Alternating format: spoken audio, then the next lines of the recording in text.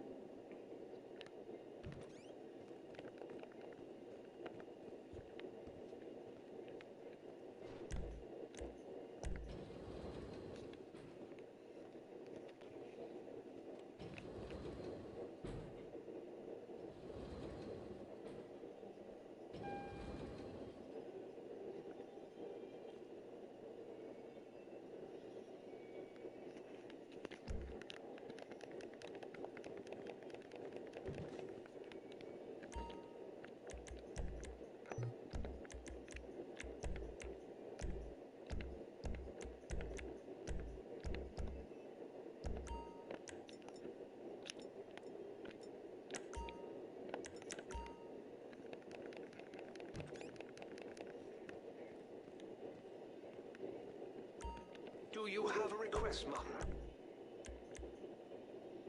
Right away, Mum.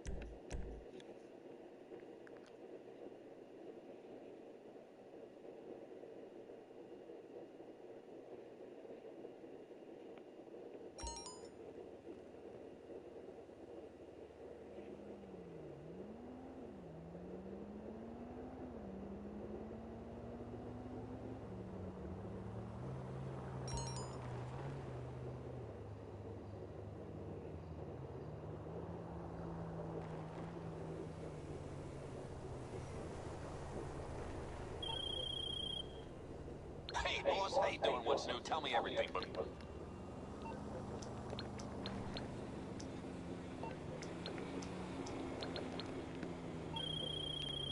Hey, so,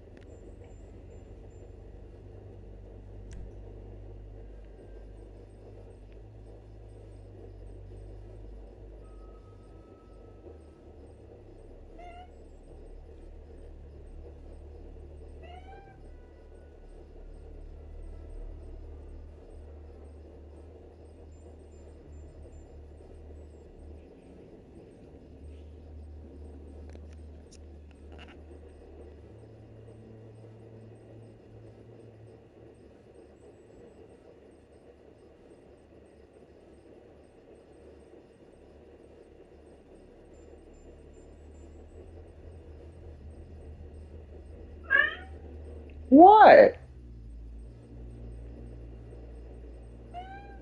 Mm.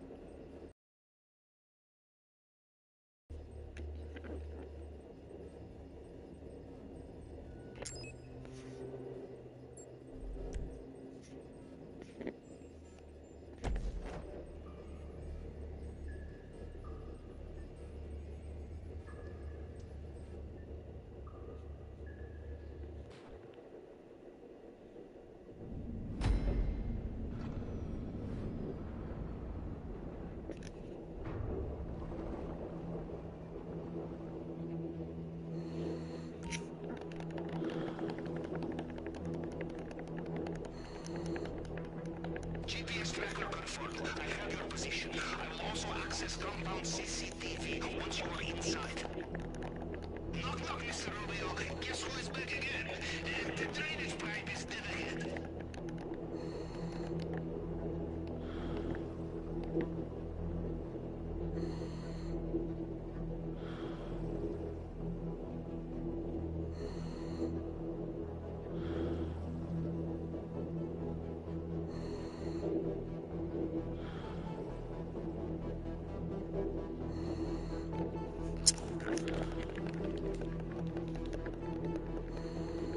Okay, next stop.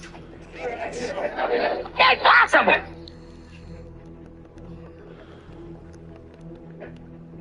That could be a test tube, baby.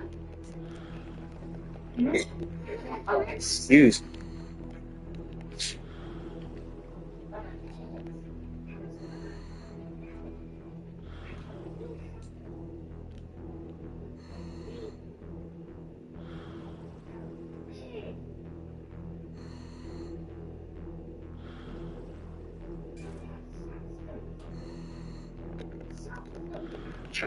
What's your name?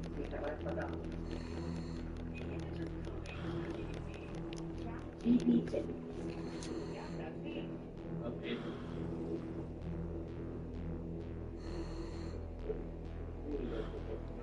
But it's more like educational stuff. Like it looks more like a classroom because it got chess, it got all the instead of the entertainment.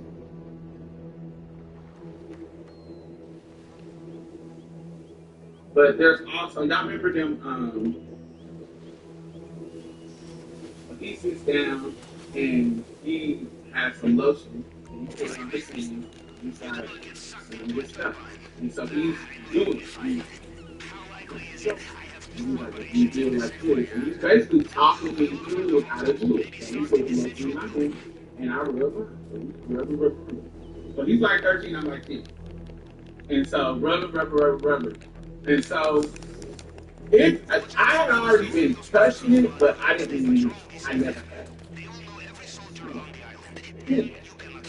So he gets to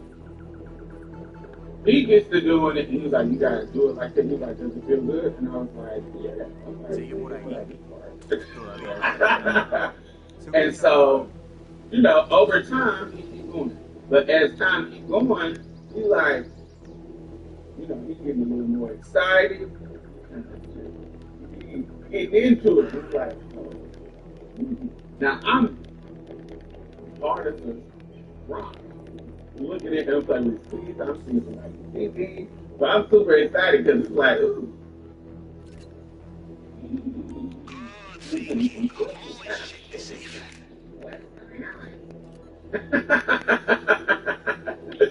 And so his body gets to jumping. Like, he ain't making no noise, but he gets to jumping. And I'm like, oh. And then some white stuff like, I'm like, oh. That never happened to me. That's what I'm thinking. I'm like, oh, that never happened to me. So now I'm getting it. Now I'm rubbing and it feels good. And I'm like, hey, I start feeling this feeling like, oh shit, it's getting kind of intense.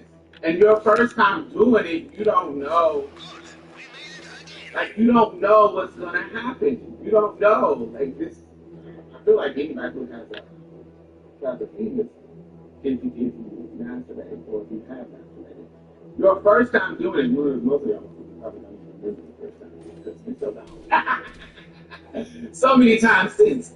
But your first time doing it, you don't really know what's going to happen. Like, you feel the intensity coming, like, oh, I'm going to do that. You feel good. Nice. Put pressure there. Ooh, you feel good. And then you keep going. And then your body's like, oh, it's getting intense. It's getting intense. And I know me, my legs got fleshed out. So my legs got up. Whoa. And then all of a sudden, yo, everything down just get to everything down there just get to just get to jumping and then boom.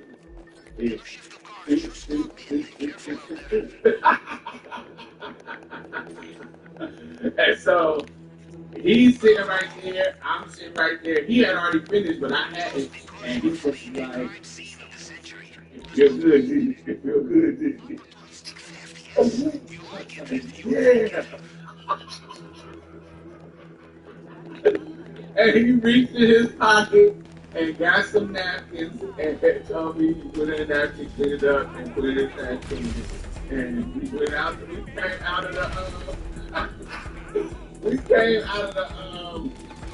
the classroom and went back into the inspection room like that never happened. And that was my nigga. Like as far as friends, we never did anything sexual or anything like that, like touching on each other, nothing like that.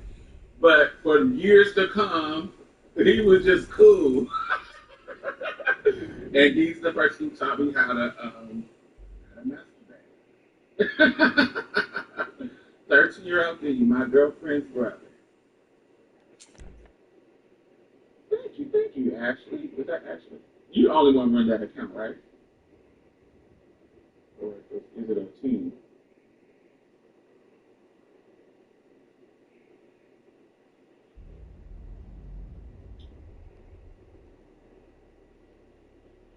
It is 57 people here. Make sure y'all thumbs up, and only like 30 people have thumbs up.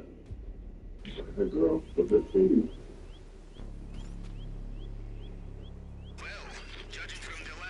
My first time seeing a guy sleep was some of them church students. He was 12 and they sleep. And the whole group of boys sitting in the back.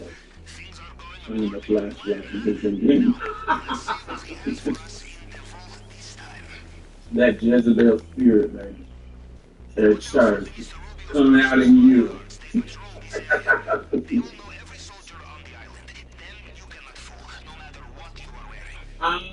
It was the convent in. It's in Dorchester. So is there multiple convents in Dorchester? There was like a fish market not far from there. I don't know if it's multiple, but it's right on. I don't know what the street is, but it's right off the train track. It's right by a train track station.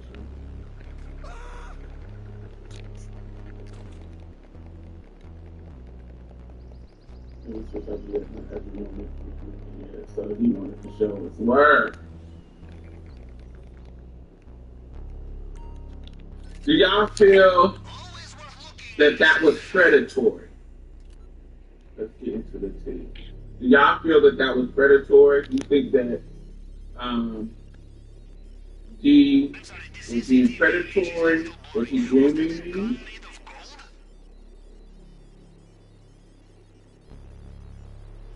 Or was he just showing me? Remember, he's 13 and I'm 10.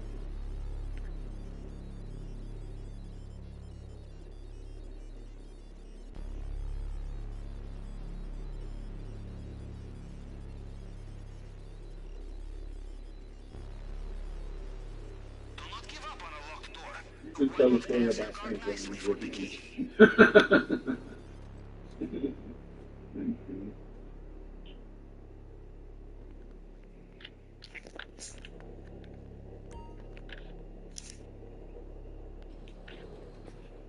It was a St. Peter's Parish. I don't know. I don't know. I just know it was in Dorchester. Whatever convent that's in Dorchester, unless there's multiple ones. If there's multiple ones, I can't tell you. But if there's one, there's that one. If it's been around since before the 90s, it's been years. This is like 91, 92, 93, 90, 90, yeah, 90, 91, not 92. We was going back. They kicked us out. Just snap a photo and list the minutes. Easy, right? Once the sale, so buy and cover shipping, so there's no cost for you. And with zero cash fees, you keep everything you earn with limited users and low cost payments. It's easy to start selling and earn. That's better than cash. Download Vinted and list your first item today. I'm not sure whether there was sex education in schools back then. It was not at my age.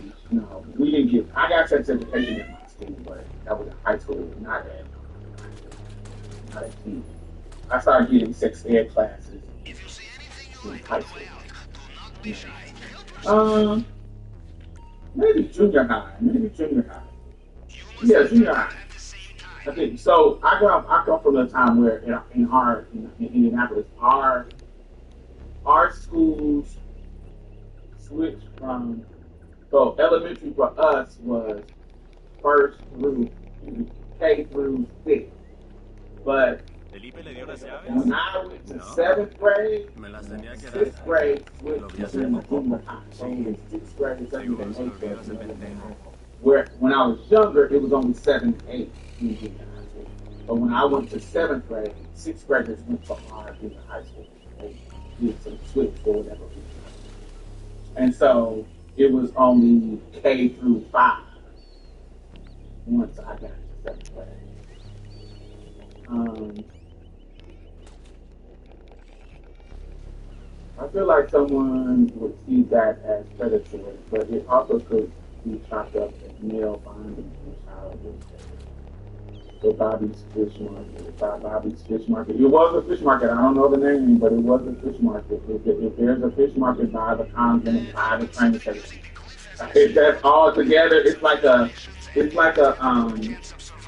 not a four-way stop. It's a like a bunch of streets right there, right by the train station. There's a fish market, and it might even be a.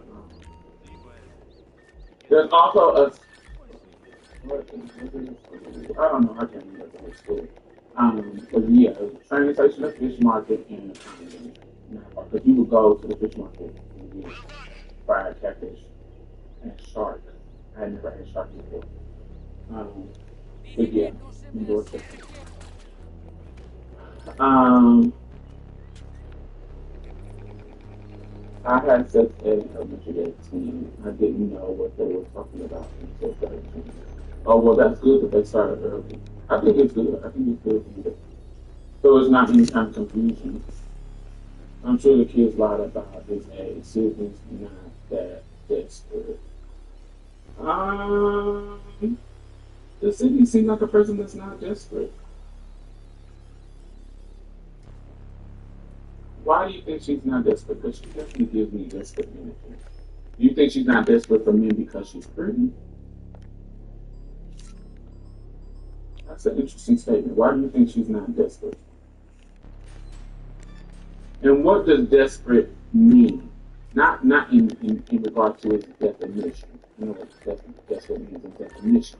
But how does desperation change your behavior when it comes to this situation? I had a team at the end of my age. Is it criminal? No. I had a team. I had a team at the end of my age. I don't know what that statement means. What does that mean? I had a team at the end of my age. What does that mean?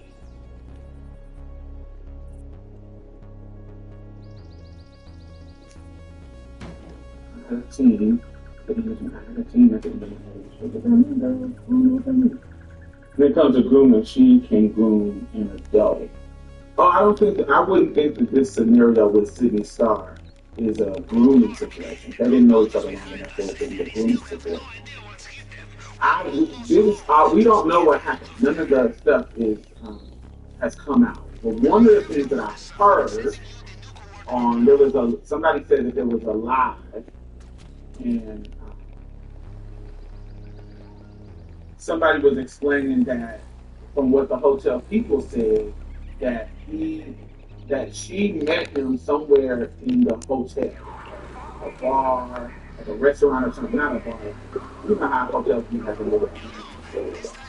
And she saw him, flirted with him. They exchanged, they did the phone thing where they exchanged, and they were texting back and forth. She convinced him to visit. I guess he was at the hotel with his parents. Now this is all hearsay. I'm not saying that this is what happened. I'm saying these are accounts that other people have taken. So this is not legit. I'm just giving you what was told from somebody else.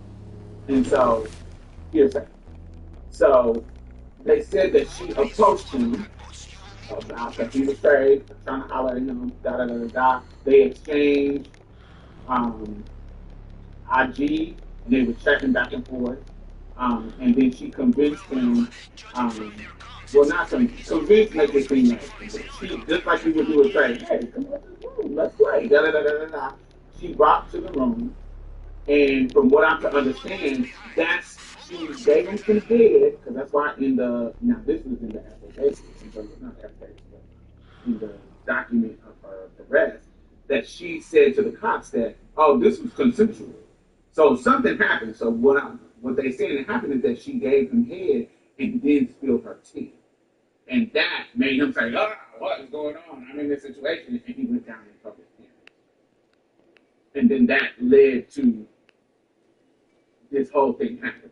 But she didn't know the implication is that she didn't know that it was a younger boy.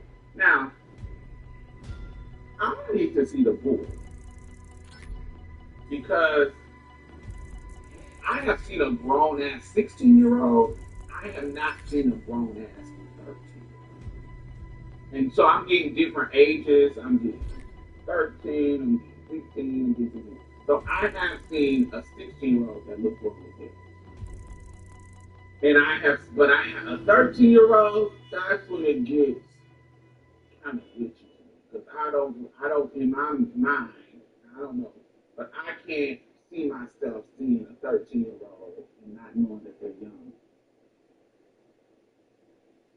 I can't see myself seeing a 13-year-old and not being like, oh, he's 13. Like he's not necessarily specifically 13, but this looks like a child.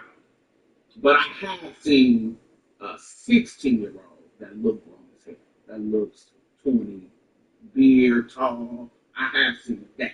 I've seen that multiple times. So I would need to see the boy to know if girl.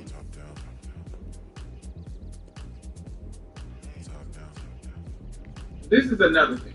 This is another element of the situation that I want to talk about. Exactly. I haven't seen a 13-year-old boy before. Yeah, I ain't seen a 13-year-old boy that don't look like he's young.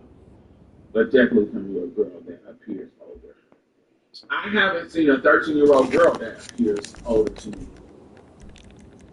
She can have a body, but yeah, out of 13, I can tell they're 13. Now 16 is something about for me, when you get to that 16 that you can look grown. Because I think they start dressing grown more and then their body can fit that. But a 13-year-old, I don't really see 13-year-olds dressing in a way that's grown to me. In a way that I can't tell that they're not 13. Boys or girls, for me. She topped him as well, according to charges. No. That's not. Sodomy is not just. That's another thing. Sodomy is not just topping. Sodomy is not topping. Sodomy is oral sex. Sodomy is anything that's kind of not. It's like oral sex is considered sodomy. This is another thing that I gotta remember. I try to tell people. I got into it with somebody in my comments in my last video about this when I was on the show on Marshall's Play on the podcast. And I'm like, sodomy isn't just anal.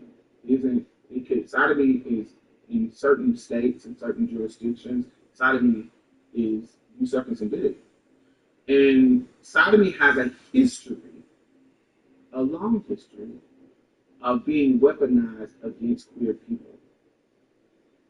Like it's like very, very documented. And one of the cases, the case that changed it was Texas versus Lawrence. Two consenting adult gay male were having sex, consenting, privacy, not in the public, privately, and they tried to railroad them just to harass them, and it was a interracial couple. So this is in Texas. It's an interracial couple. So you being a nigger lover and you being a faggot, oh, we about to railroad you. So they tried to charge them with sodomy laws, and they took it to court.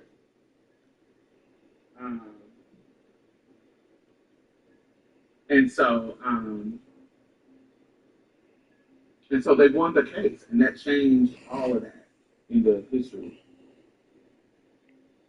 Sodomy laws are sex abuse natural, oral and anal, yes.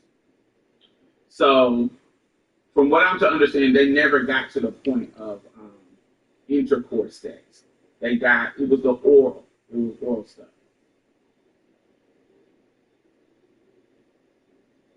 And she spilled her tea. I've met grown-looking minors. Their energy felt like a kid. Their energy definitely feels like a kid, for sure. Yeah.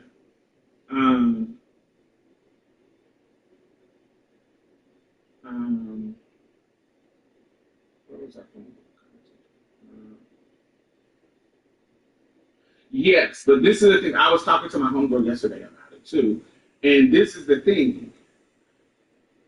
As the adult, you are the mature adult. It don't matter if the if the minor is willing, consensual, ready, and Sometimes it seems like life looks at your best laid travel plans and laughs. Thankfully, that's when your travel insurance claim can protect your budget from specific covered reasons for trip cancellation, a serious illness, or he's 7 year old though. Bitch, you regardless, you should know better. And as a 37-year-old though, you should know how hot it is out in these streets for trans people, and if you get caught up in some bullshit,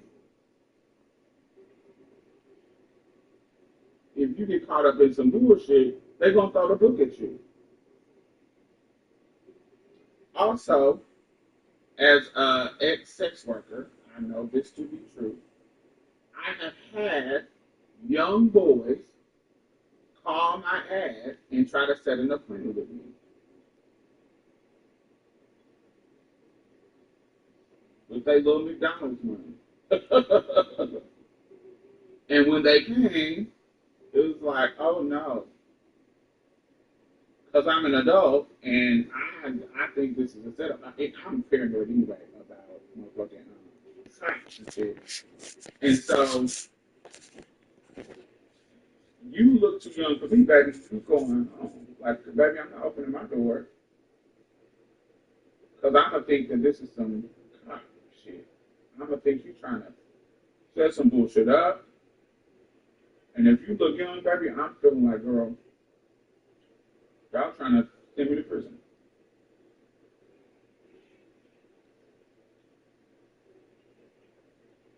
Sydney is classic Arrested Development. I don't want to infantilize her in that way.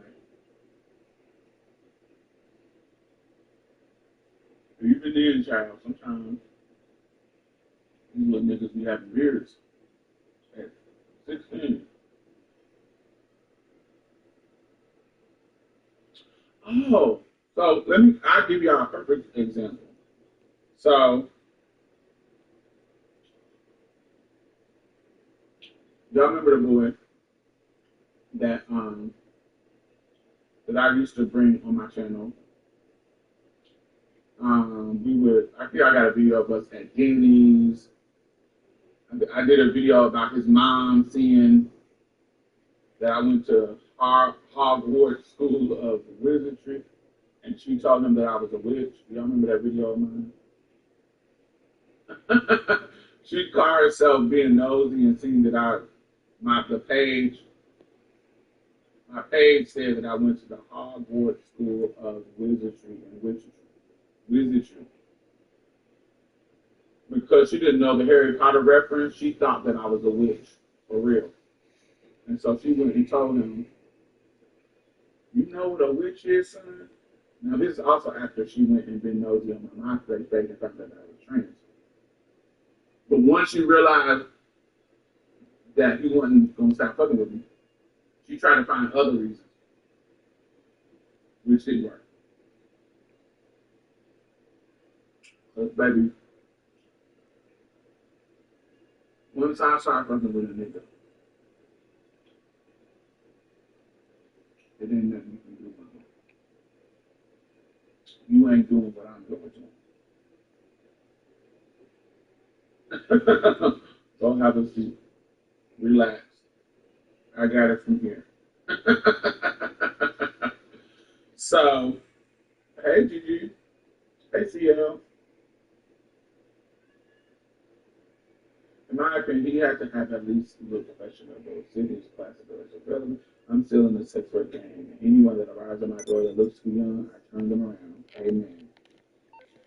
That, I can tell y'all 2 incidents with young boys. So anyway, the boy that I was talking about with the mama, being toasted. So me and him the same age. So we worked at the airport together. I'm going to work at the airport. So We worked at the airport together. So he got a deep ass voice. He's tall. He's like 6'5". So you know, this is my prime time. We used to have a good time. So anytime I need to go pick up my check, this is before they did the direct deposit shit. You had to go pick up the check. Um, he would go. He would pick me up and take me with him. We were going to pick up our check together. He would pick me up and take me with him to go pick up our check. But remember, this is a dude who is not ready to be in a relationship with me. I really wouldn't call it DL because his mama knew my tea, his friends knew my tea. It wasn't I don't feel like it was a DL situation, but he wasn't ready to be in a relationship with me. And so anytime somebody would ask him about me, like ask him about what our situation was, he would say, "Oh, that's just my friend." Now, mind you, we doing all the stuff that lovers do. We hanging out, going to dates, and da da da. So you know, we're the same age. So for me, it started to be annoying to me. Like it started to be kind of like a sign. Are we just friends? Like I feel like he's trying to play me. And so I don't know what that is. Is that still playing DL? They knew. Is that DL? I don't know if he's lying about it, but not lying about us. He's lying about the nature of the relationship. Is that still DL? What y'all think? He's not lying about us being together. We're still going out doing stuff publicly. His people know what we're doing, but he's lying about the nature. That's still, I think that's okay. He's lying about the sexual nature of the relationship. So, anyway, it got to a point where that shit started to hurt my feelings. I feel like I fell more under the being of the committed. Yes, that's the I feel both of y'all are correct. So it started to hurt my feelings. It started to hurt my feelings. But I'm a motherfucking genius, so I don't let niggas know that. But I move differently. I move differently. Playing, oh, we just friends. Okay, well there's certain things that we as friends. I'm motherfucking genius with my friends. And so what started to happen was, honey, your other homeboys, they're not off limits no more. If we just friends, I'm gonna fuck your friend. If I meet your brother and he's fine, I just fuck your brother because we just friends. Right? We're just friends. If you don't, ain't no exclusivity with friends, you're my friend. You gotta be, exclusive to you. So that's exactly what happened, which is why we're not cool to this day. So when I met him, he had 3 homeboys in school.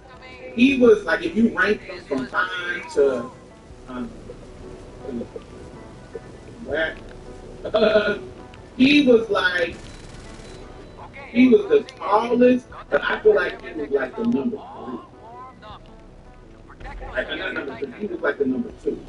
So you had, there was one named Jason, him, and then Dirt. Dirt was like, he was the one that wasn't.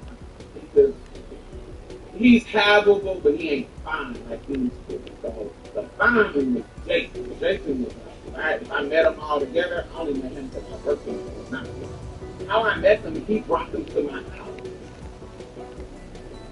So, I'm in my early days of music. My early days of music, baby. I was pretty funny. I was, and fine. I'm sitting around looking like Lisa Ray.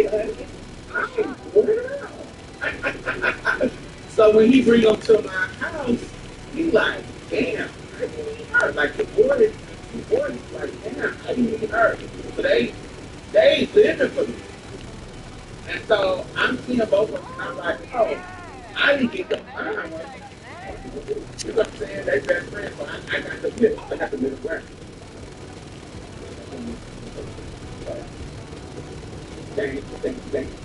So, so I wasn't really disappointed. Plus, I had the taller one, and I already had messed around with him. He got big old dick. So I'm like, out of three niggas, it's gonna be one that got big.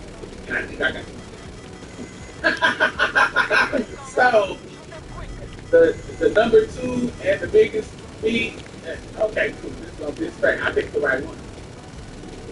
But that don't stop the other niggas this night. And they started following me on Facebook, the different following me on hit me up on different stuff, wherever they would see me, they would tell me. So, and every profile that I had would tell my team. So I have my team on MySpace, I have my team on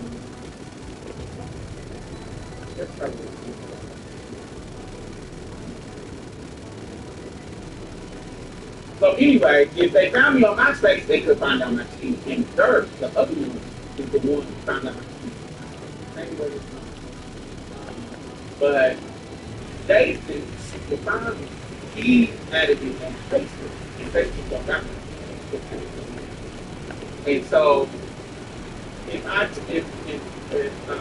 boys also would either tag me and stuff, Jason would be saying some stuff like, all right, I got my still something. You done got it to a dime. You better not let it go. You better stuff like that. Let your Facebook people. And so, um, he,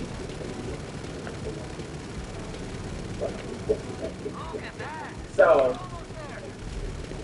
one time we're going to the airport to pick up our check, and he in his car and picked me up, and he has this boy in the car. So the boy, so when he pull up, the boy gets out of the car.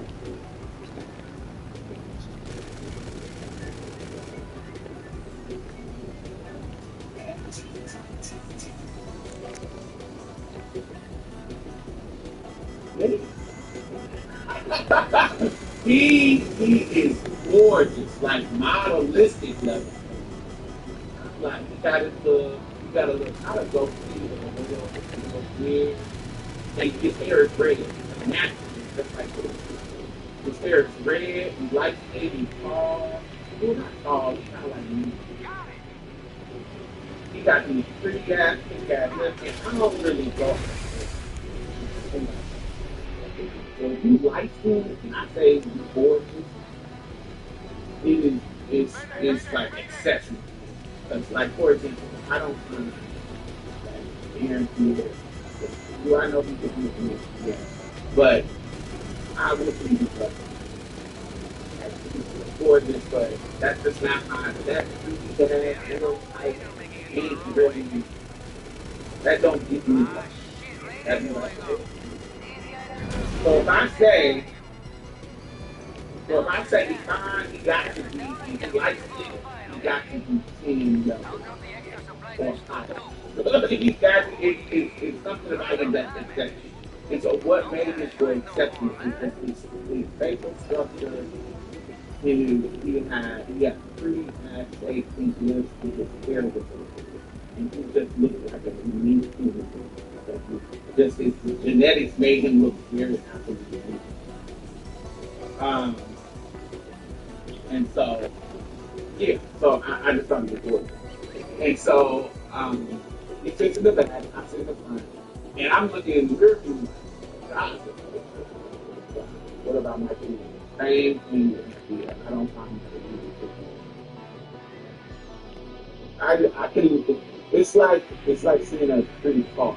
The car. I know the car is beautiful, but I don't. It don't make me.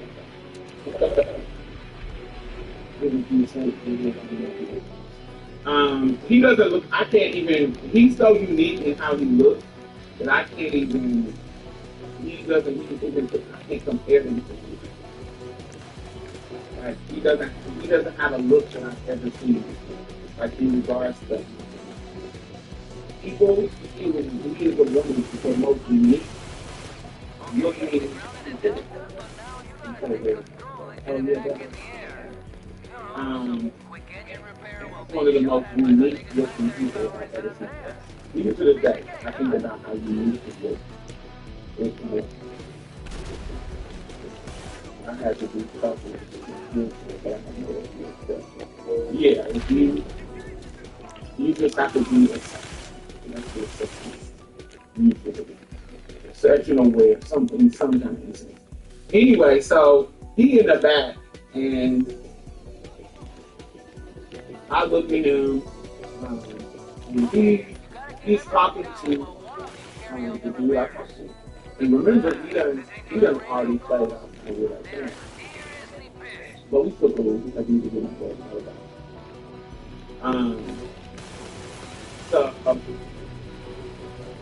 you know, probably male since she doesn't have sex with me. And he probably can't I said um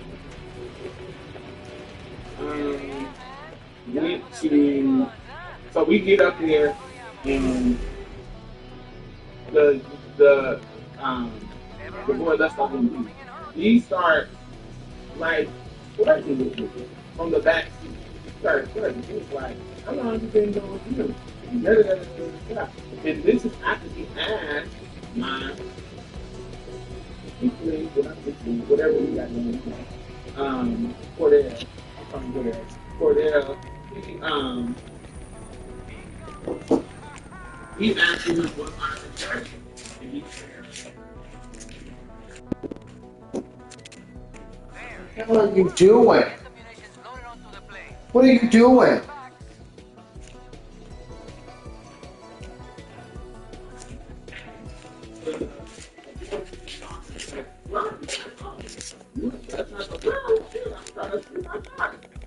I'm laughing and giggling and da da da da da. And he says, I tell you funny. I'm like, I'm talking to him and I'm looking over because he looks younger than he doesn't look. Like,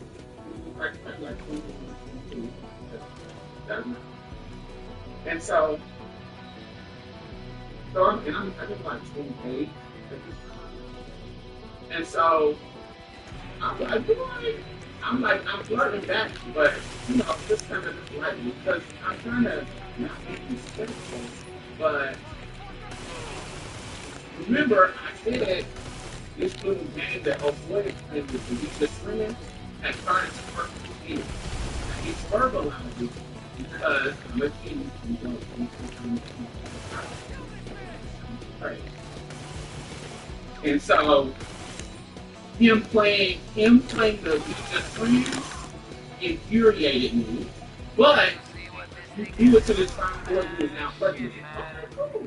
And now I'm flirting back because you didn't say we're friends. Now I'm going to flirt back. Whereas if you hadn't set it up like that, you know what I'm saying? My feelings would have been hurt, and I would have been in that kind of vindictive mode, and I would have been trying to play. But because you played the friends role, okay, cool. So now I'm flirting back. So I flirted back with him, and I'm laughing. I'm like, how old are you? I was like, how old are you? And he said 16. And I was like, oh, you right. So it changes the tone of the conversation. But of course, he's giving the whole number, he's giving all this thing. I'm like, boy. Once I played him to the left in that regard, then he turned into just a funny.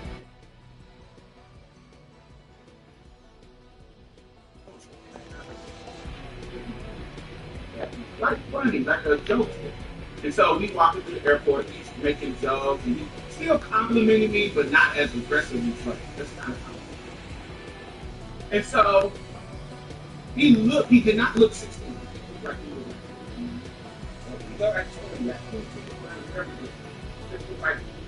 was like 20. He looked like us. And so fast forward, this is the people. Fast forward. Fast forward to maybe like when I was 35. This is many years later. Me and old boy are still messaging each other, and he's still playing the friend. You okay? But now it's been so long that I'm not even. I just feel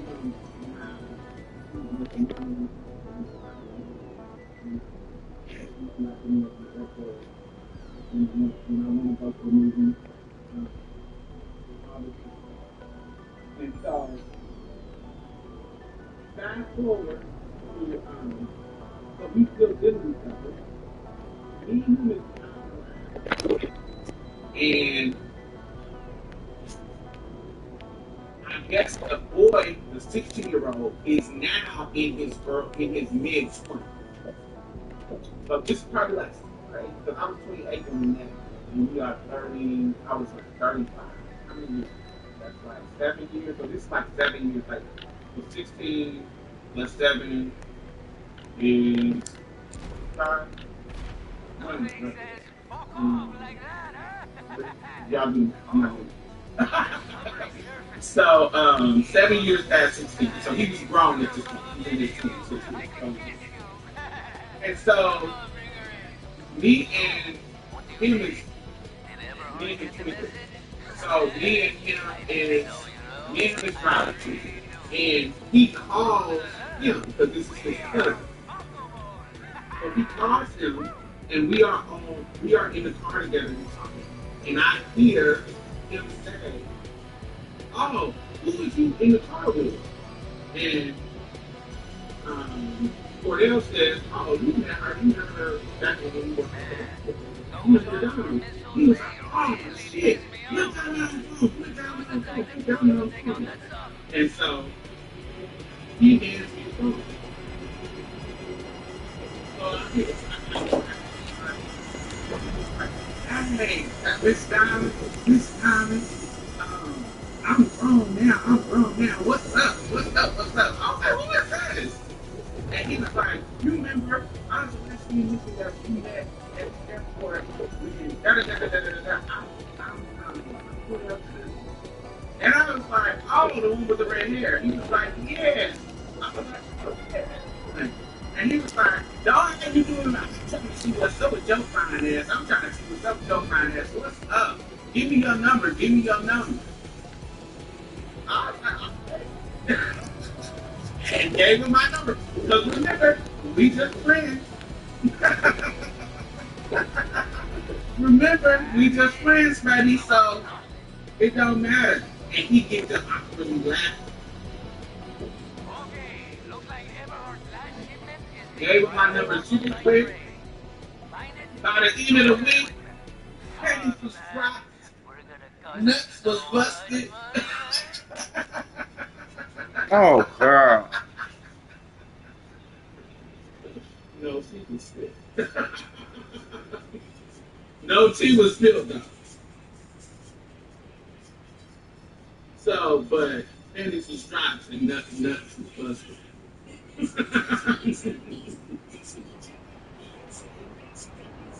So he ended up getting my teeth from the grandmother. So remember, the mama knows my teeth. This is 7 years later. This is years later.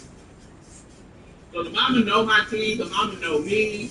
The mama know he's not going to stop dealing with me.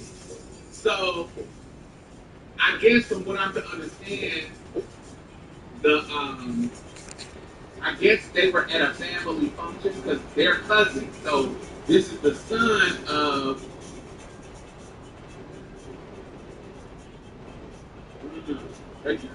They got his mama is his grandma. They're cousins.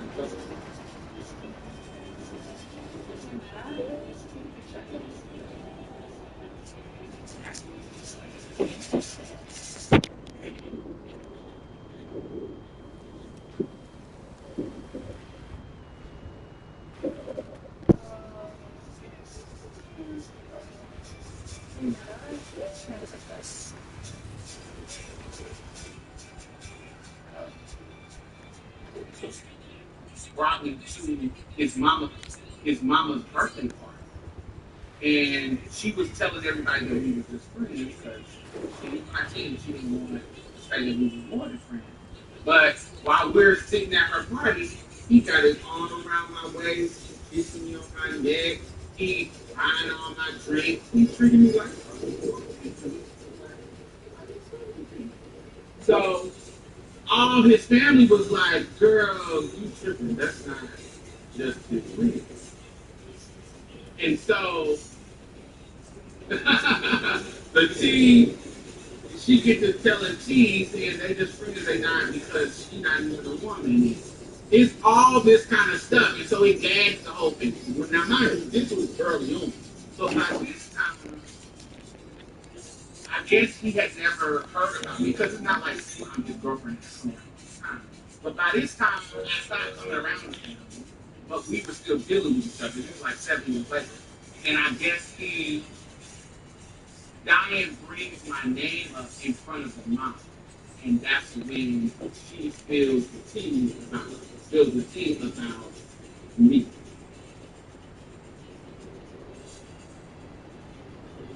So, so that's when he sent me a message saying, "Oh, why you didn't tell me?"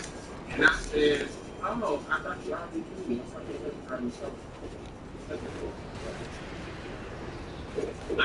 I was in a situation where I mean,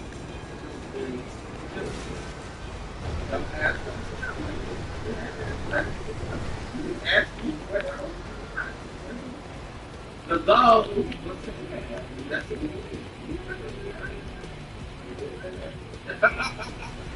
and so in that moment, he was like, I was like, you never asked me. I thought, Cordell told me. That's why I got you to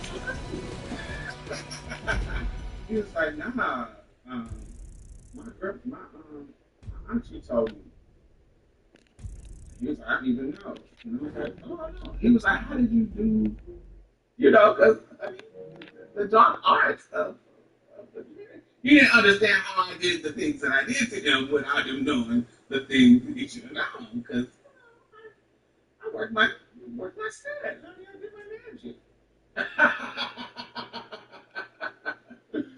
And so he was like, nah. I was like, yeah.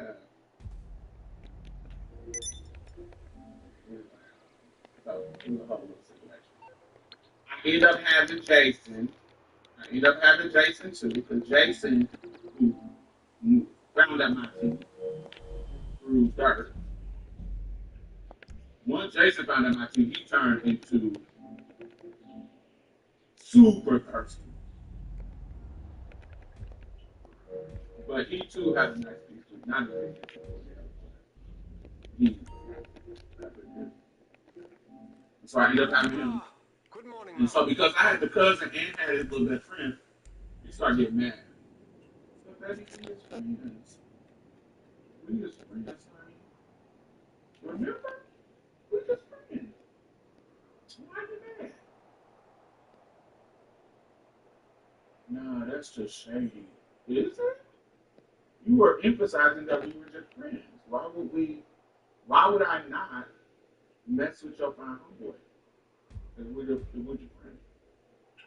Now if I was a girl, or we was in something deeper than that, Rise and shine, Mom. then it would make sense, but you have emphasized on for many, many years that I'm just your friend. So I can fuck my friends' friends, especially the fine ones. So why are we here?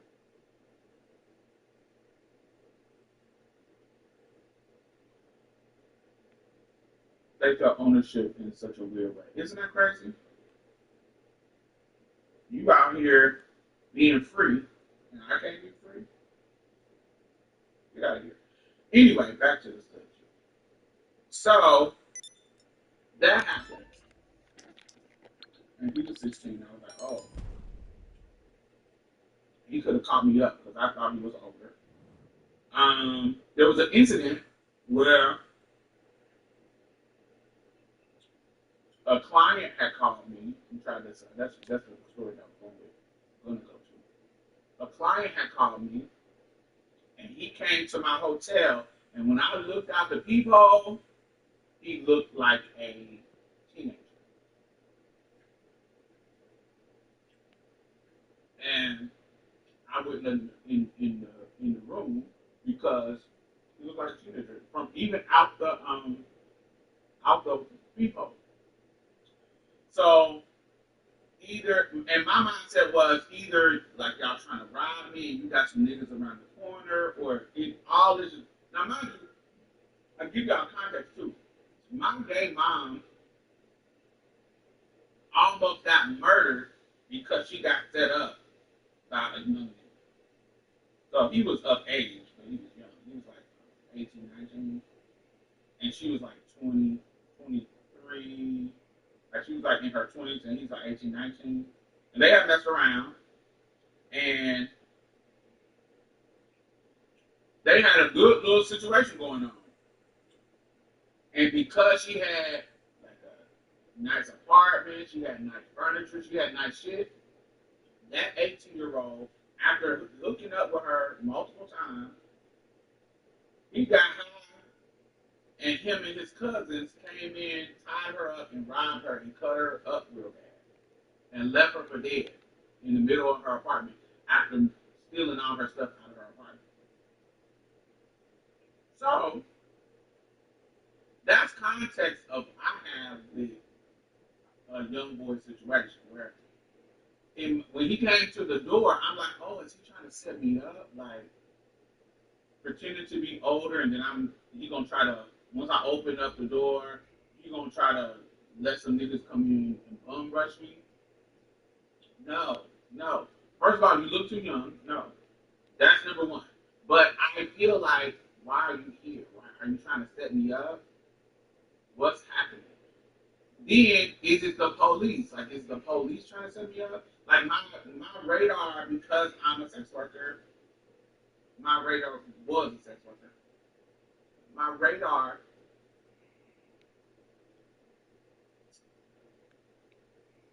just is up. And so I'm like, this don't, nah, you look young. And so, post-stroke name, right. And I was like, nah, you look young. So he's texting me. Once I say, nah, he was like, you have me drive all the way over here, and you're not gonna let me in. No, something is not right. You look young. You look like either you trying to set me up, or you are just literally too young to be a client of mine. This feels weird. I'm old enough, and I was like, send me a copy of your ID. Send me, but he wouldn't do it. So I'm like, So I'm discreet. I'm not about to send you my personal information. Okay, well then, stay the fuck on. Stop texting me. So I ended up having to block it. But that was a scenario that I had to be in, where the young boy tried to come see me in regards to my sex work. He's seeing my ad. Did you end up hooking up with him when it was older? Yes, I ended up hooking up with him when he was 23. I met him when he was 16 and ended up hooking up with him when he was 23. I didn't find that to be weird at all. But I don't care if you do. If you think it's weird, that's okay.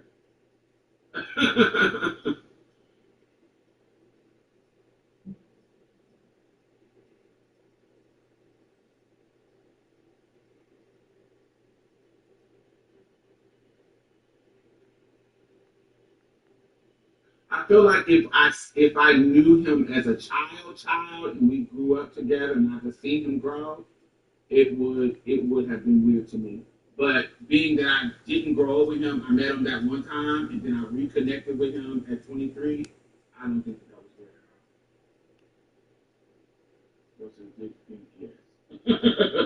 Unfortunately, but it was nice. It wasn't huge. It was very average, but it was nice. Nice average. Not weird. Once they catch a whiff, they don't stop till they experience it. Yes, I feel like if I was like Like if I saw you grow up and I was like, for example, my little brother's friends, like my little brother, he has best friends and he's been best friends since they were teenagers that I grew up around. So when I look at them, they like my little brothers. Like that, I've seen them grow up, so I don't look at them. And even though they're grown men now in their 30s, I can look at them and see them as attractive men, but I would never try to holler at them because I've seen you grow up since you were fucking like legit, like a young kid. Like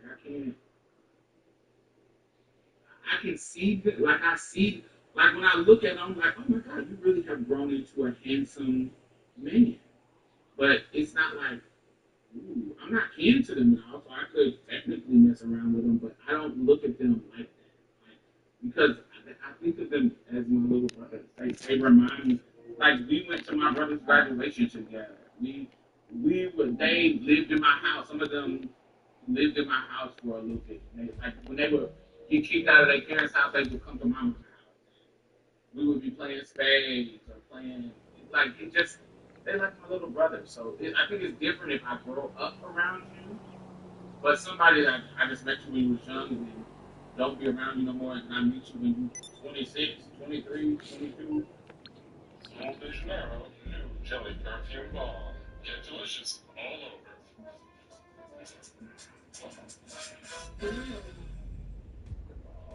Yeah, yeah, yeah. I don't find it too. It would. I think it would be weird to me. I've never messed with somebody who I saw grow up as a child, because because my brain don't think about sex. I think about them as a child. Like I'm thinking, like anybody who I know like that I've known from a kid, that I'm not in relationship with, like in like blood relationship. I think of when I see them, my brain is like, oh my god, you're really growing up. It's never, oh my god, you're growing up. Yes, this will new Very very. like I've never had that situation. Not somebody who I have consistently seen. Thank you, Emerson. So, oh, I know what I wanted to get back to. There's a fleece of paradise on the Western Highway near So Tucson. Take us somebody there. said to me this, Word of and I'm mouth, like, you're on the job right now. from what that story that I told you about her, her meeting him, not knowing his age, and then So, asking for his number, exchanging I numbers, suppose you want to know how taking we're him doing upstairs and this. stuff in his Well, face. fun That's fact, what we're driving out is to being the bank, told taking a look at in it, relation picking to up some hotel equipment, and staff. then heading back to make our plans. So, Not very complex. that We're scenario, not going in, we're not poking it. it would be just sitting back. hypocritical for me. You see like Act this, or holier than that, like I ain't just no dude in the back of the house, and acting like I ain't hooked up with some random ass niggas just because they was hot and horny. I'm a hoe. I'm gonna always be a hoe. I done did some hoe shit, and I done did some random hoe shit. And so it would be hypocritical for me to judge her for those type of actions. Because now, this is a risky check. You ain't asking for ID. You ain't asking the whole situation. You don't know this is what's going on, and you are the adult. So regardless of if you knew or you didn't know, you are going to deal with the consequences because you are the adult. You're supposed to be responsible enough to have conversation on how old are you? What's the rest? You are the adult, not the teenager. You are the adult. So whatever consequences come to you, even if you didn't know. Now I think that not knowing changed to me. I don't care about what anybody else thinks. To me, her not knowing changes the context. I wouldn't consider her a predator. If she doesn't know and she's just being out here being a hoe, I just be like, girl, you was out here owning that mother. You did whole ass shit and not asking about questions. I feel like the predator label is when you know and you still don't. That's when it's the predator. That's when it's wrong and predator. It's right on the highway with good access. That works for you.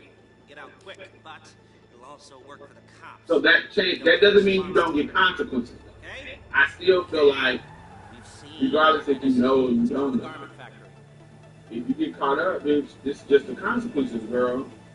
Now, when you hit the bank, you're gonna Because the law, the intention for the law is to protect you, that'll do most of the work for you, but not to protect you. idea for you to familiarize yourselves with To it. make sure motherfuckers ain't out here I've sent it to being your weird phone. about kids. Take it for a dry run, keep your hands steady, and maybe the wet run won't be a disaster.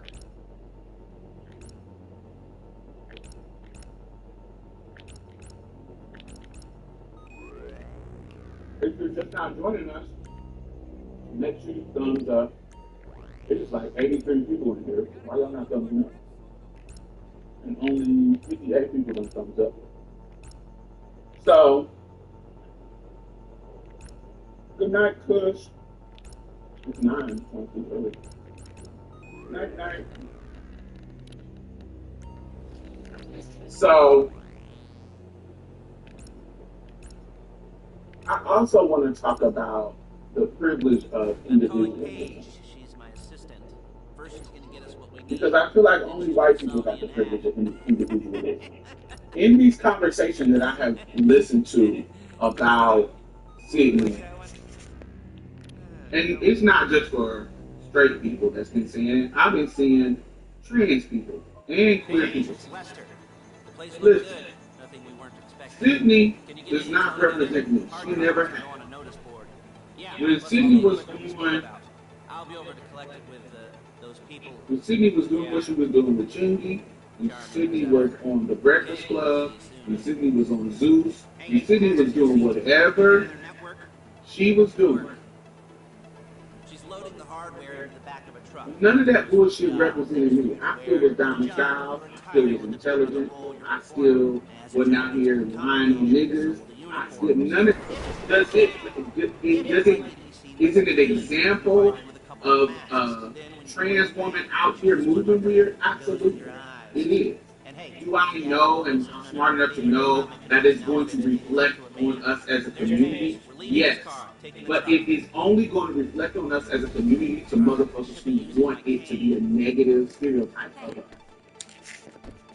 At the end of the motherfucking day, statistically, trans people are one of the least likely groups to be pedophiles.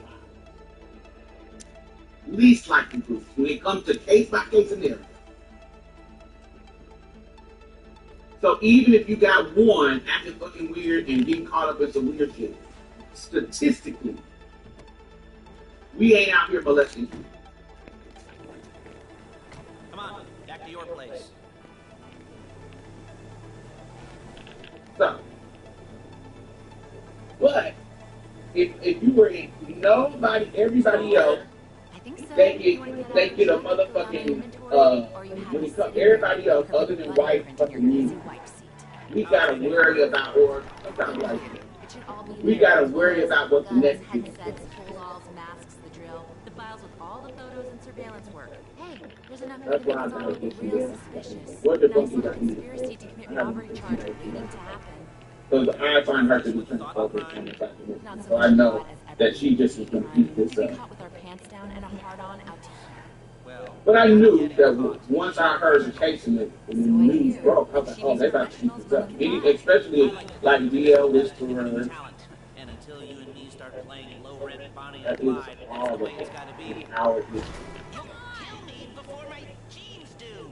She didn't mean anything by that, by the way. She's just a little brusque. If they were offended, they would have said something. Yeah, that's not an our issue thing. And if we're talking about inner community stuff, you can't have a conversation about y'all molesting y'all dollhouse kids, the older predatory gay men. I grew up around them. I told y'all about that a couple of months ago, where I had a dude named Bosco running around convincing the poor trade to let him give them some head for some Jordans. So,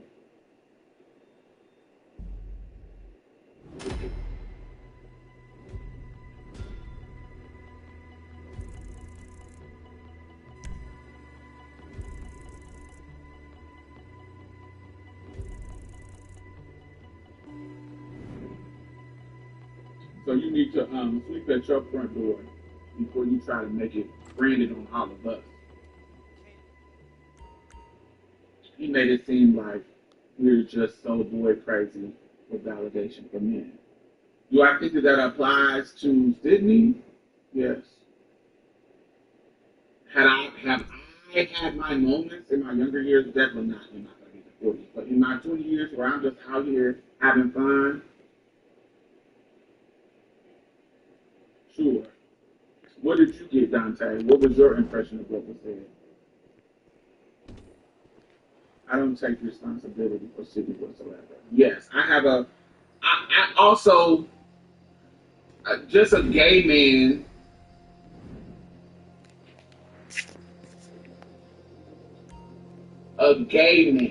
of all people should understand that we are not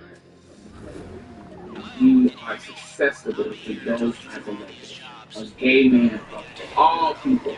They used to run commercials in the 50s about gay men, which at the time they called homophobia. They called homophobia. They used to run commercials about them trying to molest the kids on TV. That's how bad it was in the 50s. And that sentiment, we see what people are saying now. So of all people, gay men should know the difference between one incident and the toxicity of blanketing that over a whole community. I think that that's perfect for a gay man. It's hypocritical in the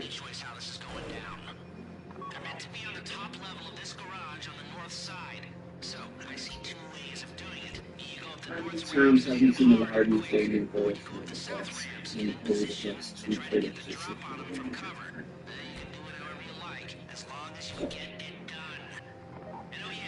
Actually, it was a good one. Oh, so you agree with her? That sounds more on brand for him. So, I just think it's a gag. To me, I think it's a gag that a gay man would do that. But I don't want to gay men. You know that some of them. Oh, okay. Yeah, we know that some of them are just xenophobic and decide to stick. You know, we've heard it, we've seen it, So, but I just it just feels hypocritical. Something said that the masses will use what she did against black trans women and it feeds into the narrative of us. He didn't say anything wrong this time. Yeah, I think it is only going to feed into the narrative of us if you want it to feed into the narrative of us. And anybody who wants it to feed into. Mommy, what time are you coming home? Sorry, sweetie. Mommy's gonna be late. Be good for me, okay? Okay, Mommy. You don't change somebody. This is a situation that's not going to change somebody's mind. They were already on that. They were already on that.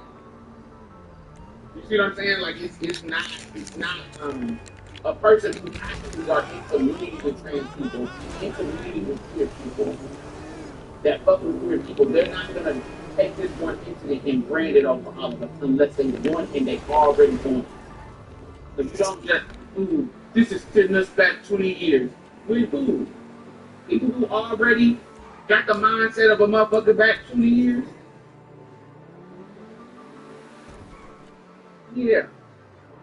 That's not, they don't, these incidents, and that goes back to the privilege of individualism. These motherfuckers shooting up schools, they not thinking all of them motherfuckers is crazy and shooting up schools.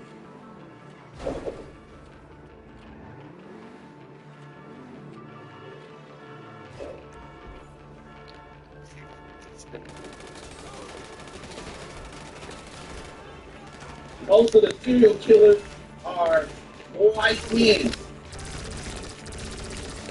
Are we considering them all serial killers? But they get the benefit of the ritual of that. You know.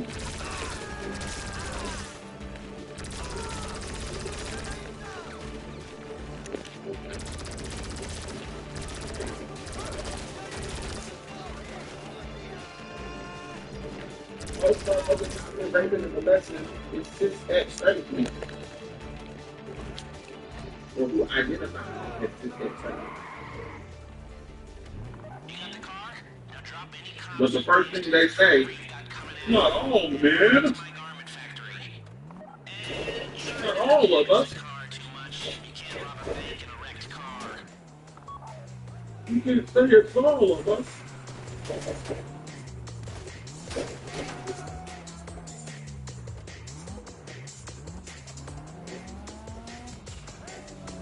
What kind of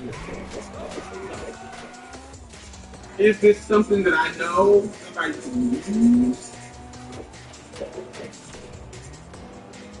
Absolutely, I'm not naive in that way. But only people who would use it is prostitutes. Only people who would use it to brand us all is a prostitute site who already been doing it. They was making up lies before an incident like this even happened. Anybody who would think that it's true, they were already, that it's true for all of them, they were already in, because it's funny, me and my aunt, he was talking about, he told me an instance, it's so hilarious, not, um, it's so interesting how there are conversations that happens about you that you will never be privy to. And so one of them incidents was my aunt. So when I was younger, like 18, y'all know I turned this year. So, 18, I've been 5 years at this point. So I had recently moved to Mississippi, and my aunt Georgia, she had recently had a young boy, like a baby boy, and she had already had a child, but years later, like her first child is like my age, but she didn't have another child until 20 years later, almost 20 years later, like 18 years later. Anyway, between her last children and her first child, there's a big space because she had him when she was 16. And so when I moved to Mississippi, she lives in Mississippi too, and she had lost her mom, and so there was nobody to help her. She was getting into it with my parents, my mom, her sister, my grandmother, and because she's actually my mother's aunt, but she's the last child of my great grandfather, so she's the same age as my mother. But my sister, she's actually my grandmother's sister, like their sister, not my mom. But because they're the same age, my mom and her, she's the youngest child that my great grandfather had. They kind of grew up together in the sense of not. Ow! They grew up as in the same generation. If that makes sense. Anyway, so when we come here, I'm the in Walden Pro, Mississippi. So that's supposed to be the South. But I'm the only one willing to kind of help her with her kids. I can go to her house and babysit for her. You know what I'm saying? All this kind of stuff. So my uncles, her brother, would have a conversation with her. You feel that you didn't say with that man dressed like a woman. And now, mind you, she's telling me this conversation.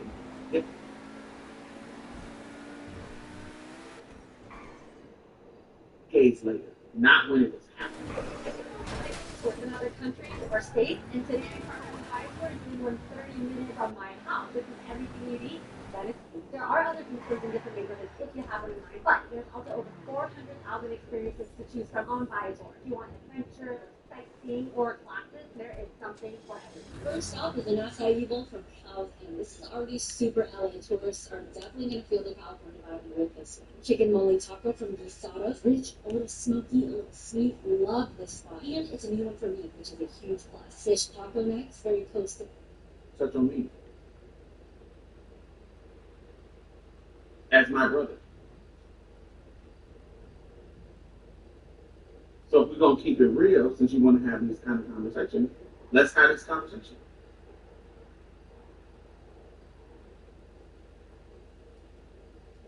Guaranteed.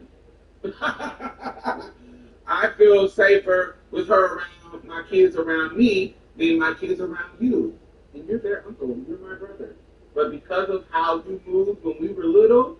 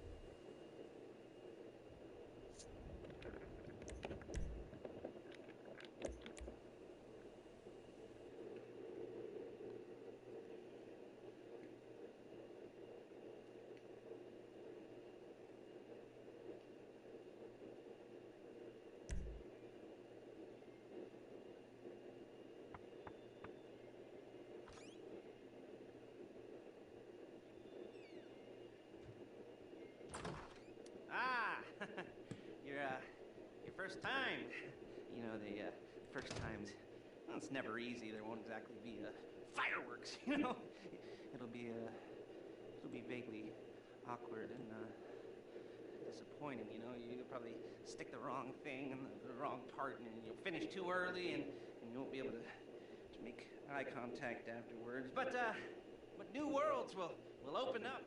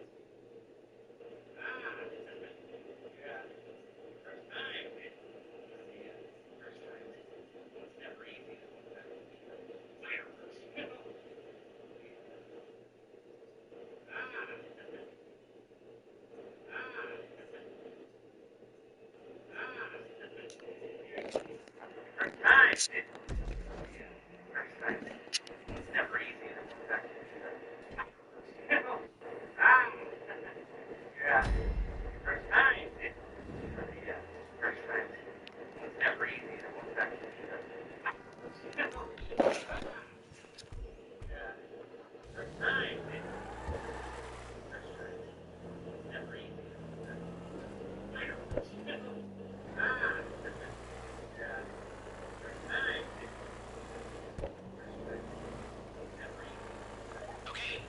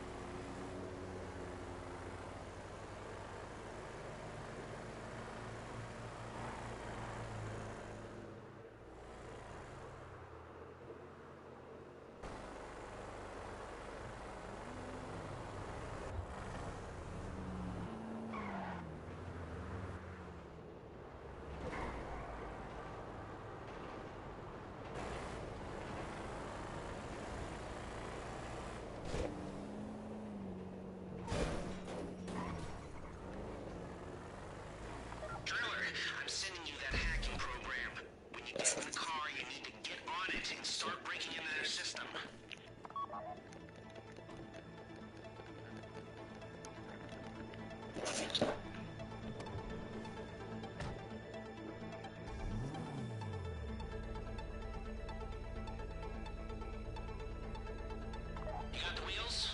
Alright, go to the bank. Driller, start hacking their network. You need to establish a connection before you get to the bank. Then you'll be able to trigger the vault door remotely. The hacking program's cleaning up after you, so you can take as many shots as you want and they won't know they're being attacked. Once you walk through those doors, there's no turning back. Well, actually, there's no turning back right now because I've put a lot of work into this and I'll be really, really annoyed with you if you don't go through with it. You know, I'd probably refuse to speak to you for a week and then spread nasty rumors behind your back and maybe set up a Life Invader page about what a creep you are. You know, it'd be scarier if I threatened to kill you, wouldn't it? But in the age of the internet, when nothing is forgotten and humiliation is worse than death, in a way. No, it's not, is it? I should have made a death threat or at least a mutilation threat. Said I'd cut off your nose or I'd use your ass for an ashtray or do something with your tongue. Not that you use your tongue. The next pair of mutes I try to help into a career of crime, I'll make sure I threaten. So, since we're actually doing this, I'm gonna talk you through it one last time. We've given you pump-action shotguns to take in. They should look intimidating enough. You both go in, you go in hard. There are 4 security cameras in the foyer. Driver, take them out as soon as you walk in the door. Then you're on crowd control. Driller, when you're in the network, you'll be able to open the vault door on your phone. Go back to the safety deposit room and start drilling. You get the box, come out of there, get in the car, and hit the road. Now, part of the money I put up for this job went to getting you out clean. I hired the best guy in the business to get you away from the cops. He wasn't cheap, nor were the expenses he submitted. But, you know, only the best. When you're out of the bank, all you gotta do is get to him and he'll get you out. You think you can manage that? Well, we're all about to find out.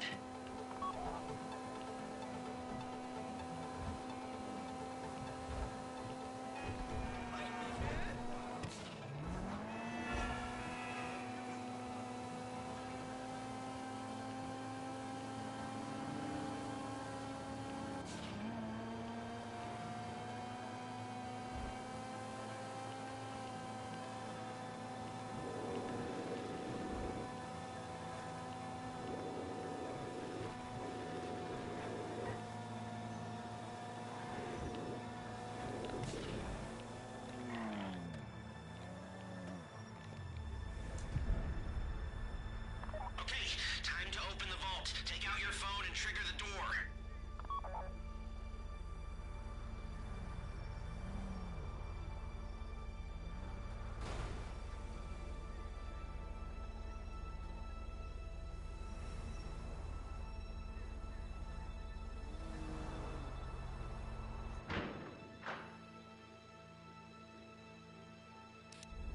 Here we go.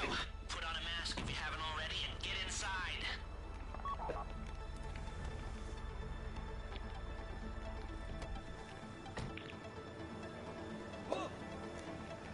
Take out the cameras, quick! You'll be broadcasting live to the LSPD if you don't shut them down now.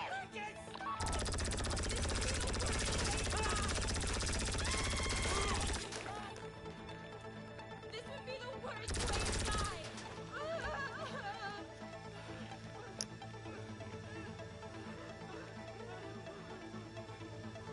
Stay on the crowd. Keep them under control while your partner's in the back. And don't kill any witnesses, okay? No bodies, not now.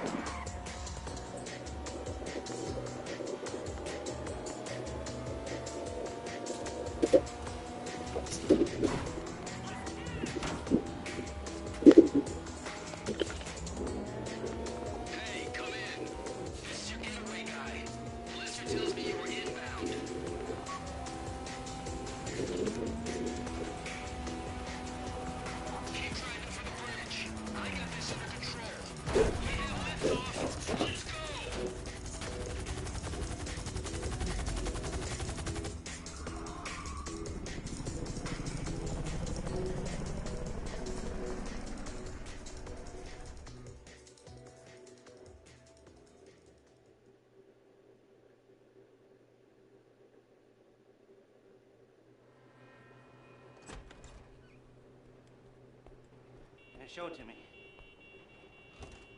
Yes, it is the holiday season at the Crest residence, and Daddy's out drinking. Say, passed.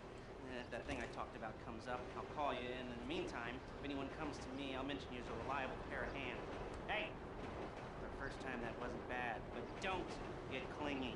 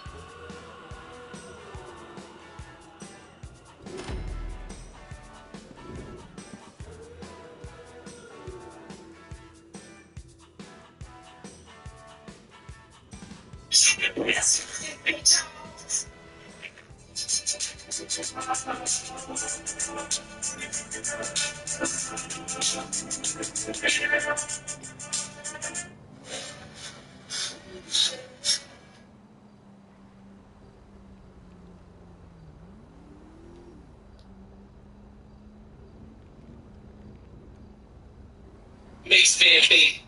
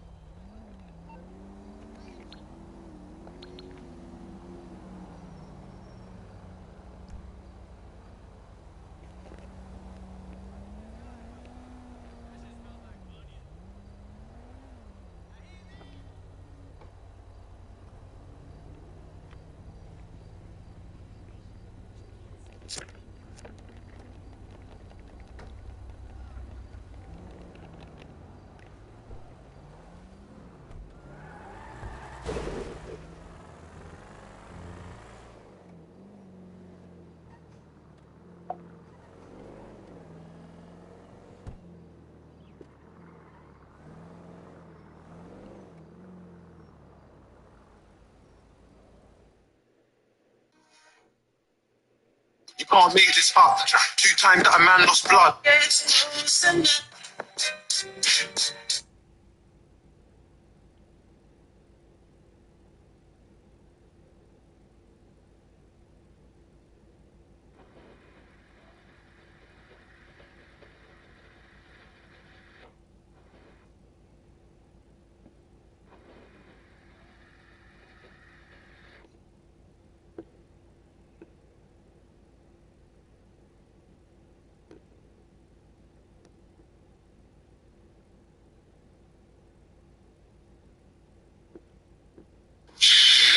Yo, how does that even happen? Like you said, it came off the crack.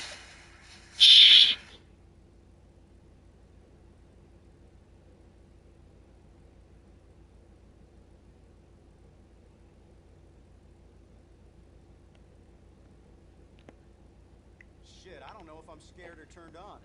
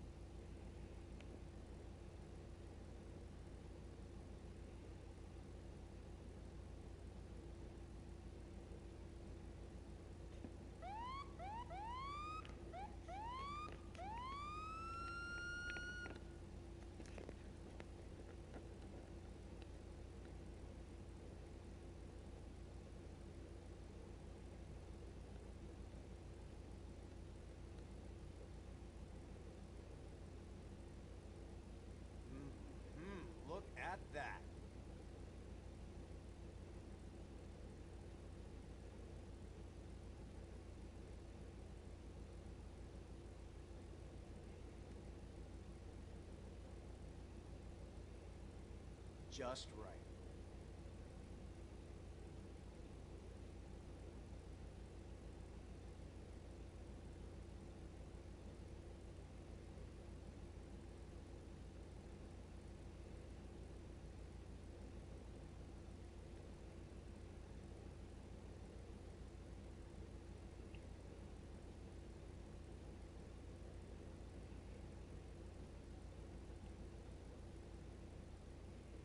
Ooh, sweet. Work of art.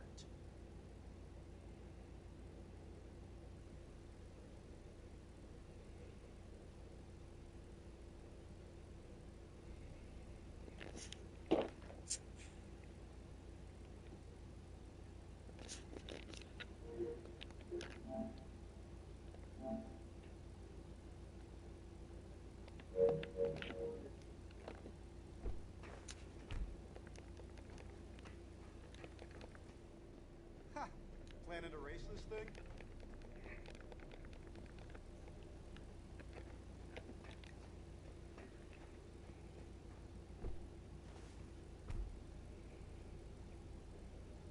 Gonna turn some heads.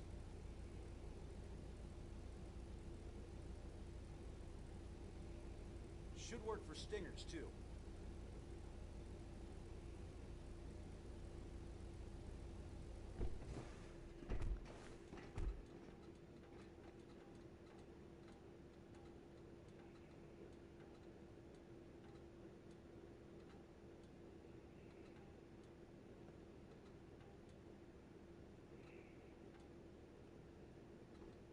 Government gonna try and come for these one day. You watch.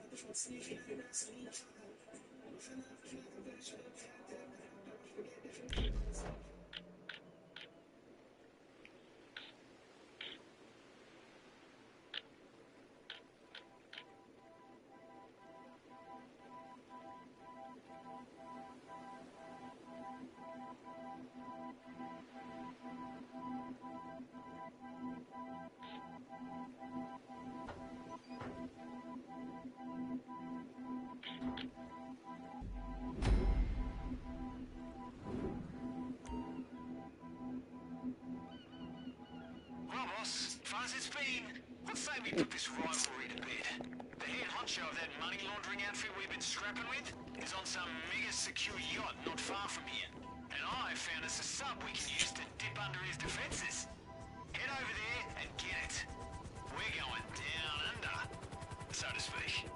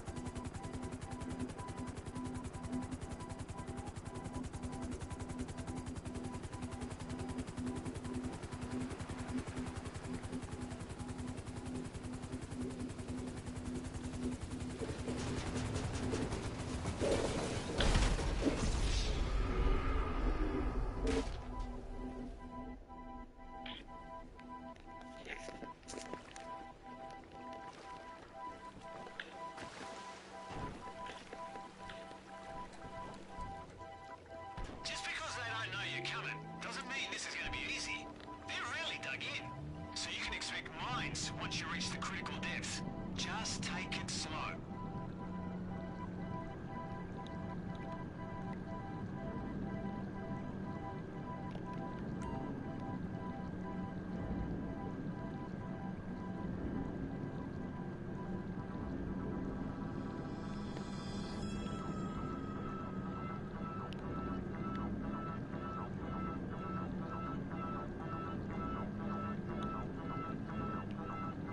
Imagine the look on all your rich pals' faces when you tell them this is how you spend your time. Most of them just use their yachts for sex putt. Oh, I'm not gonna go there. The captain's discretion's all he's got.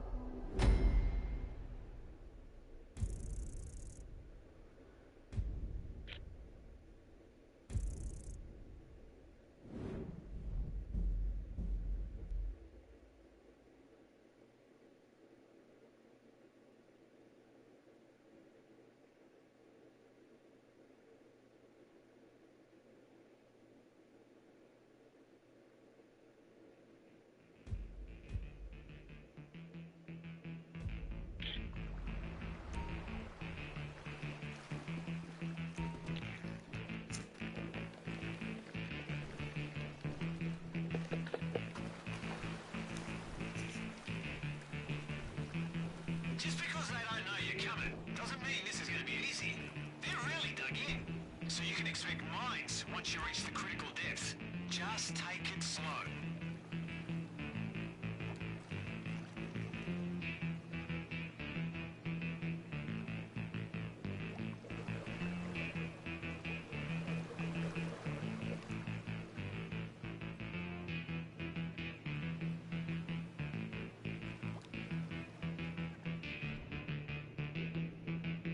Imagine the look on all your rich pals' faces when you tell them this is how you spend your time.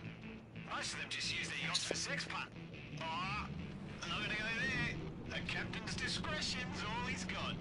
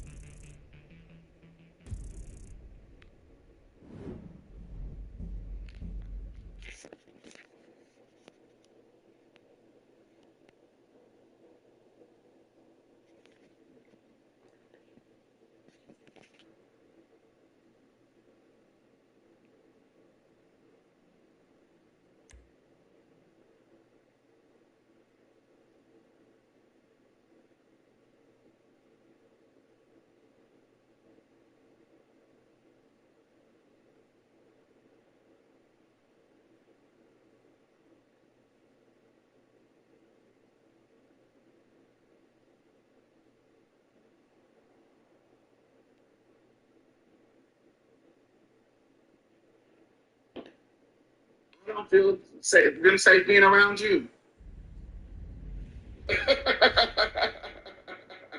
Gagged.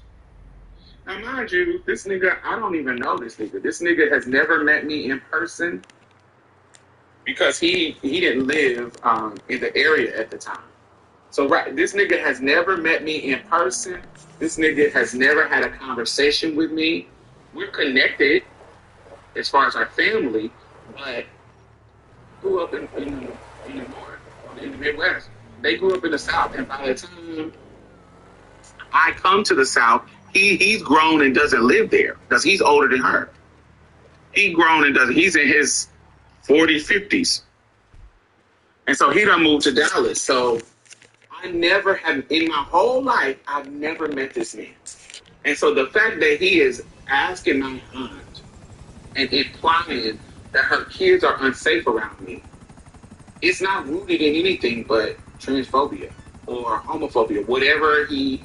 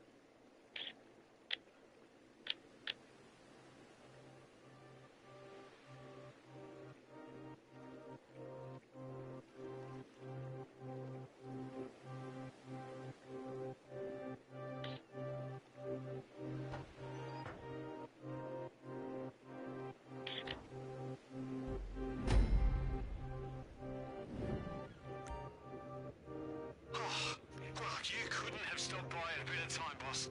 Some bozos snuck on board, snatched the paperwork that classifies us as permanent residents of international waters, and made off on our jet skis.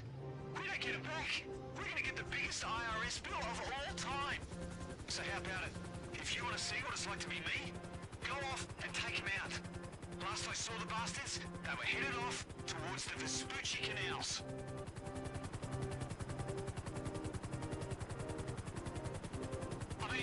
I bet you thought me and the bartender had a pretty easy run of it out here on the ocean wave. But honestly, the crapola I have to deal with on a daily basis, I might as well be the captain of a giant floating magnet for every protester, pirate, eco-terrorist, rival one percenter, and corrupt official in the state. Glad to see you walking a mile or two in my shoes. Seriously, mate.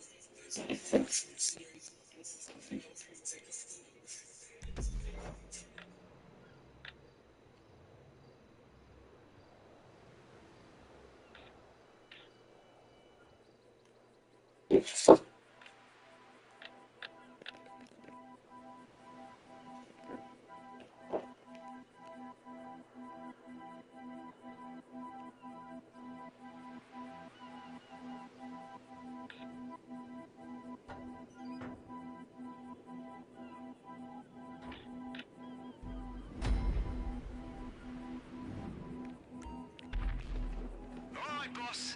Lesson 2 in the Brendan Darcy School of Seafaring. Taking advantage of opportunities at sea. Today's opportunity comes courtesy of the distress call we received a minute ago. There's a supply ship not far from here. It sounds like they're all in the drink.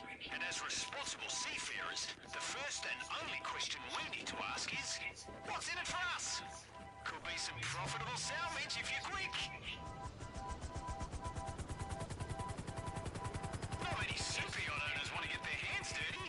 Well, unless they're arms trafficking or running a Ponzi scheme. It's nice to see you taking a moment to see how this ship really runs.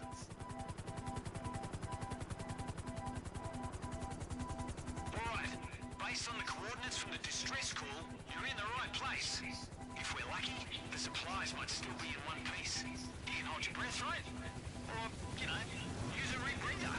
Whatever works.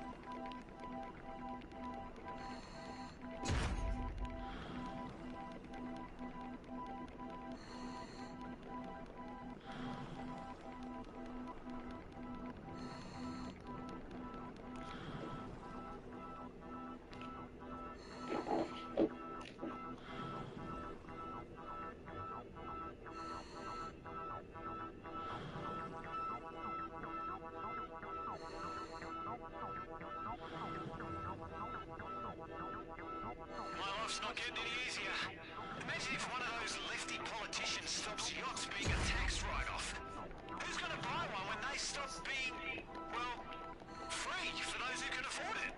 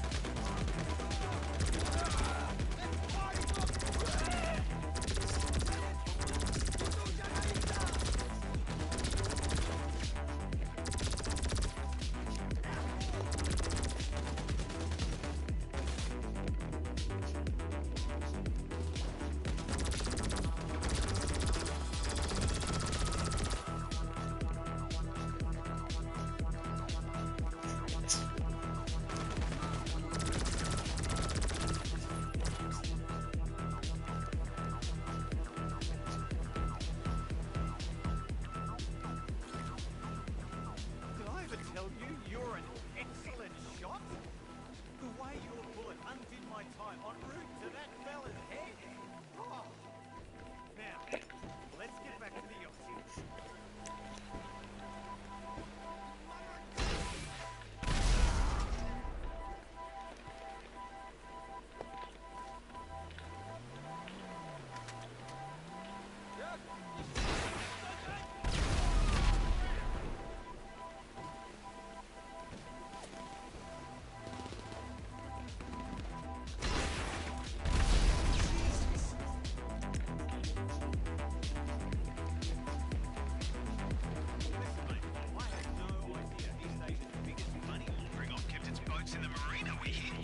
Situation got seriously out of hand. You almost lost your skipper and your mixologist in one fell swoop. Fatal to any operation. Quite apart from his truly horrifying breath, I reckon that arsehole would have killed us both, even if you'd given him the money. Speaking of which, I reckon that salvage job is going to earn us a pretty penny. Silver lining, eh?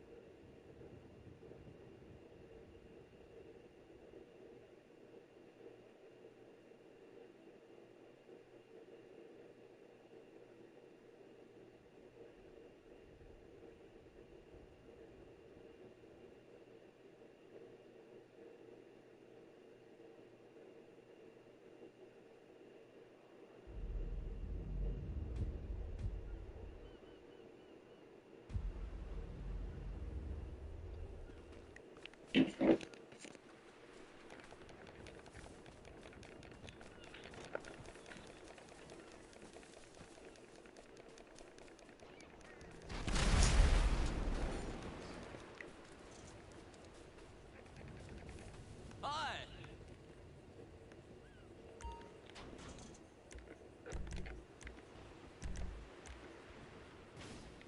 Peace out.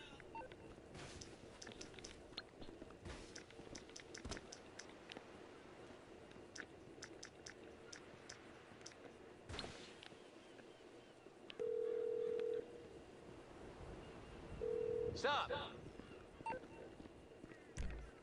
All right, it'll cost us, but I have plenty of friends with extra chemicals laying around.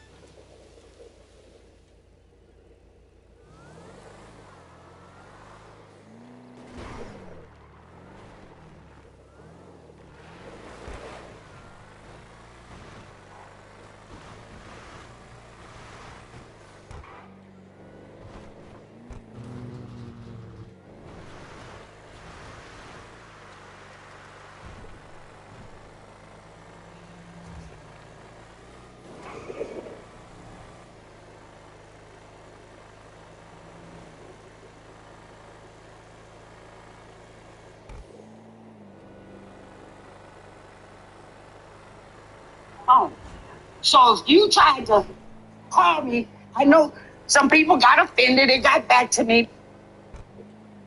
I wasn't answering their call. Well, I couldn't answer. They will tell you. If you wanted to get me, you had to call one or you had to call Oprah.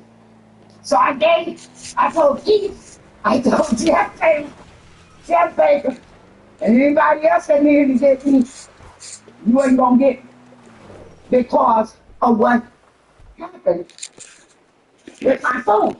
So Alicia was kind enough to go and get another phone sound I knew.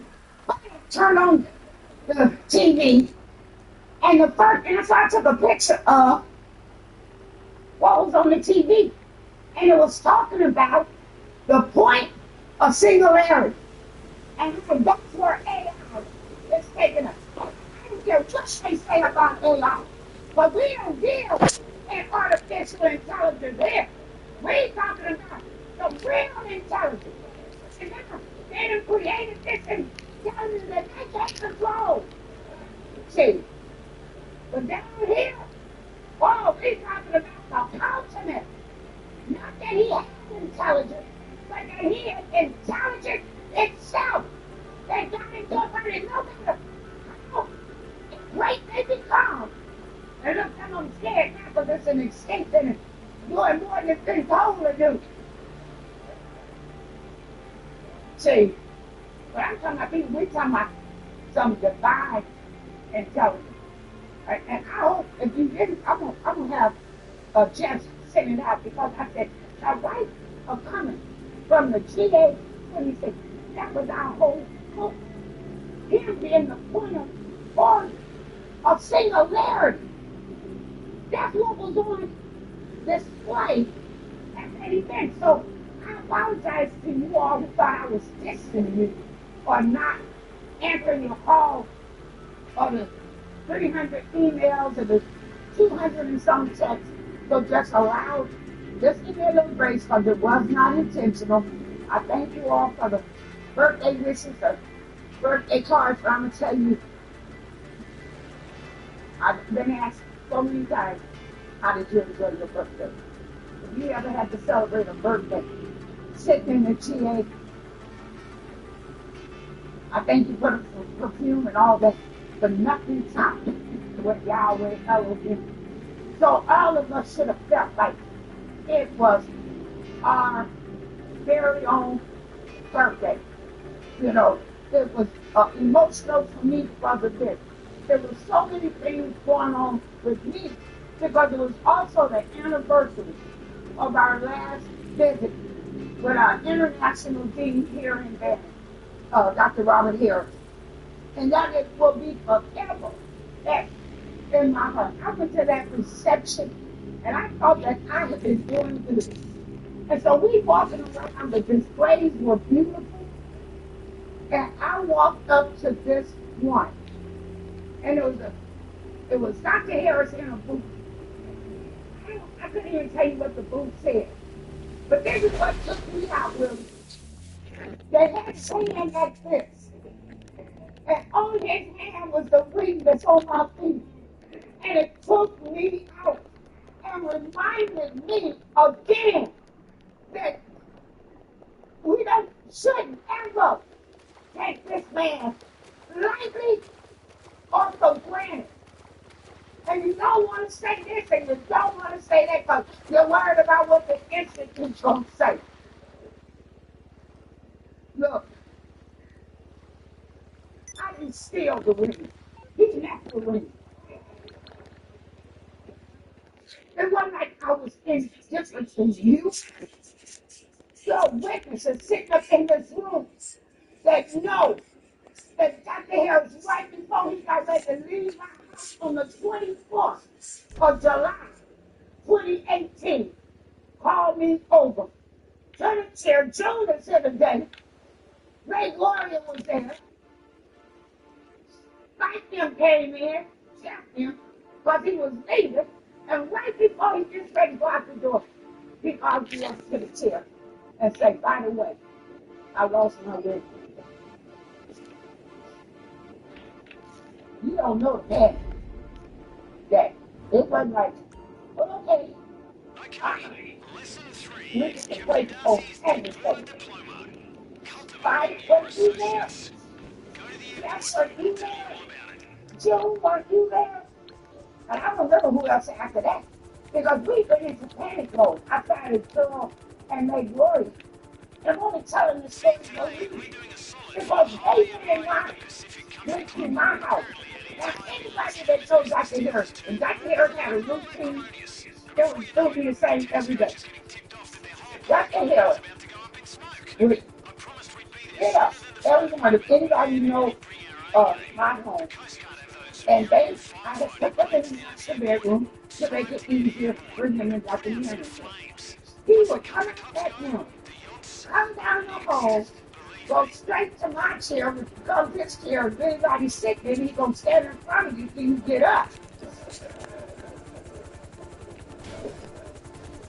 Oh, yeah. Oh, he's going to take over a chair.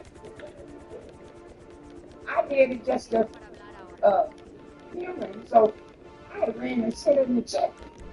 He came and stood before me like this. I'm in my own chair. And so I bust out laughing, so that because he was no more. So every morning, he would come, sit in this chair, just come down the hall, sit in the chair.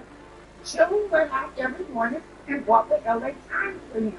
Because he didn't want to read that online, he wanted a physical newspaper. I had no idea where to even buy a physical newspaper. So children went out every morning and bought this newspaper. He would sit in the chair. Children had a paper there. He would sit there until it was time to eat breakfast. Right by this chair is a little open, and there's a chair right there with a dining set. So he would sit right there and eat. The only time that chair moved out of that chair was to sit at the dining room table, come back to the chair unless he had to go to the bathroom, and come back down the hall, and go to the restroom. This was his routine for 6 days, y'all. So, when the kids retrace the steps, you guys were there at Thursday. Dr. Harris' reason for coming to them initially, what was said, was that he wanted to come with him. All of you know that man came to his house, never, he didn't even use the bathroom in the building. The chair he was sitting in and the shark. It's correct. So, you know what I mean when I say his routine, he was just talking about it. So, when he said, I go, what's I said, oh no, dog, that's not okay. So I just didn't tell him. everybody goes away. These people literally tore my house apart. I had a chair in my bedroom. They took my recliner, turned it upside down. Cheryl Anderson opened my drawers, went through them. They took the chair that was sitting, turned it upside down. Just to reflect my face. When I tell you, we searched everywhere for that ring. I never thought I'd take the ring off. But I knew he had eight. I just called it the food folks. He didn't look everywhere. And I was feeling disturbed by that to the point that he kept looking. And I said, no, whenever I find that ring, bring that ring. He was all so worried about it. I am worried about it because that's your wedding ring. Needless to say, from that day forward, I looked for that ring. And I looked diligent for that ring. At that time, I had other than my bedroom floor. And he put all under the bed, all the furniture was pulled out. And you, if I made sure I was not moving. So I understand those of you who think this is something that's still out. But Yahweh told him, you are from July 24th until November, I think it was the 7th, whatever day my nephew Tyrone's funeral was. That same year, all of the months were going by and we never did find Dr. No, he was on the news, I don't think. He went back to the birthday. He said, but God did something. Well, he said, God said, take it. That could be so he said, somewhere. Well, from July to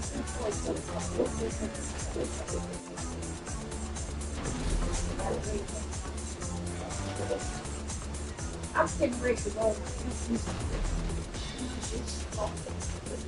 The reason why I was this strong was that I had been a phone that I don't know what else to say to my family. There was a children in the Christ. Someone born and raised in Christ. You don't know what to say, but it seems like you were having to go back to back.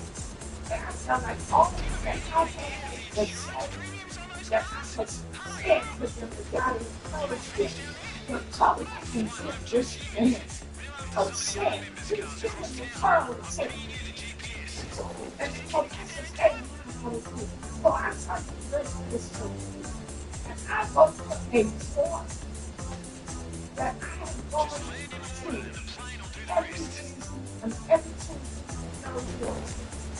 they are. And these folks outside now, they still in the same book. So I know it's and I hear this like noise at the place. And that I don't think they make no noise. You know, the candles got no big face for no. So I started thinking about this at that some mistake. But if I go to dust and the green is written right there and I lost, I see happiness. I go up this store every class. And to this day, I'm going on an incident that I can tell you it happened. And I took that thing for that book. I put it inside of my school when I was going to the service. And I said, this will not be on my site again. Y'all might just start tearing my get angry on my pajamas and everything else. But I wanted to make sure that when I saw Dr. Mary Harris, that the deservers, I know that Harrison passed away. So the time came was after this. I went to LA and I went to give her that ring. And Gloria was there in here. And this broke me down. She said that. She said, I need you to have that ring. She said, because you didn't take me to the session. She said, I was surprised when she talked about me and all.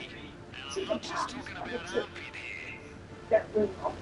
She said, he wanted you to have that because you represent his spiritual body and I represent his physical body. And I held on to that. And look, I didn't want to say it in front of the institute because how we are. I don't have that no more with us. I don't have that no more. Because look, this man is still, I'm no different than you. I'm no different from you. This man is still saving today. This man is still causing miracles. There are people sitting in this room where they can't stand up. They shouldn't be here today. Why are you here? Why are you here? When you look back over your life, why about all the time you should have been dead? Why aren't you? When I look at Miss Jackie, that got you so bad because what it reminded me of my sister Cindy as a witness to this. We were getting ready to go to the Albuquerque convention. We had chartered a bus from there. And you know, he gave me an ability to know what you're thinking. So I know you think that this story is about me. But I hope that the me you're thinking about is this one. For all of the stories is here. And Johnny, we shouldn't be ashamed to tell them. When you know and understand that he is operating in these bodies. That man would talk about being an undertaker. The undertaker was in a body. And that Kenny would talk about him. That was Nixon was in a body. Mickey, you want me to do? Yes, sir. Yes, Papa. Yes, Papa. They had no idea. Jonesy, you want me the bishop of the South? I'm going to that man operating in body righteously and unrighteously. Take the brakes off of him. But we put brakes on the Savior, but we got brakes on us. See, but I saw that lady. I knew what she was feeling. We were getting ready to go to the 83 convention in Albuquerque. And I had gone to the doctor. They had sent me to Loma Linda to be admitted because they thought I had pregnant. They're like,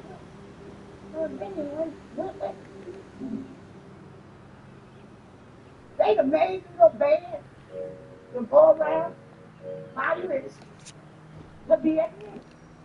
I sit down like, I'm thinking, everybody's going to be gone to the convention. I'm going to be here by myself. And I sit there, I go, no, I said, I can't do this. I said, no, I'm not going to stay. And so the doctor said, well, you can't take the responsibility for you or something. And this is the truth. I first started, I said it to you. Well, I want to die there at that convention. And I did not stay there in that hospital.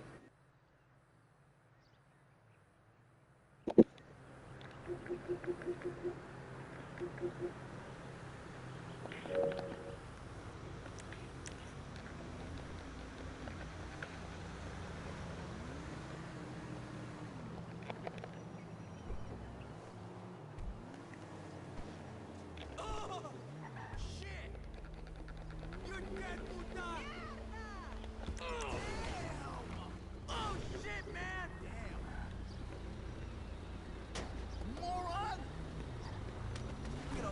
you up.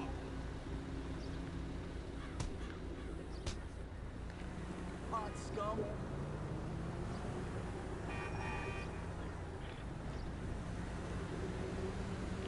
Come on, some of us have jobs.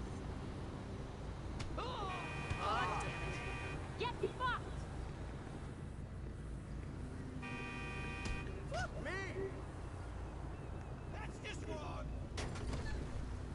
Let me show you how this is gonna play out. Always ready.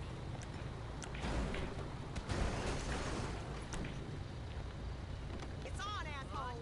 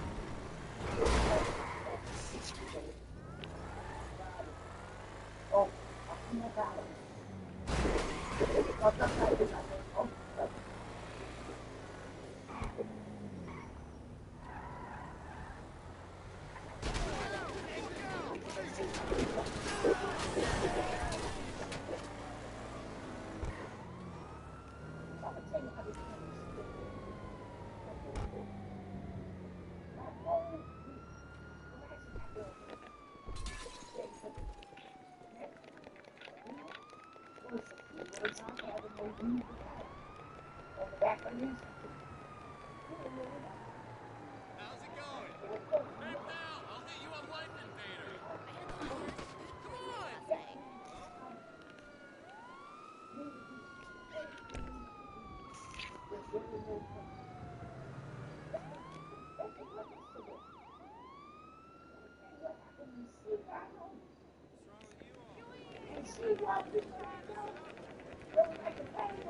Visit the Infinity Pool on Roswell. The Infinity Pool is like life. It starts fun, then goes on forever, until you drown.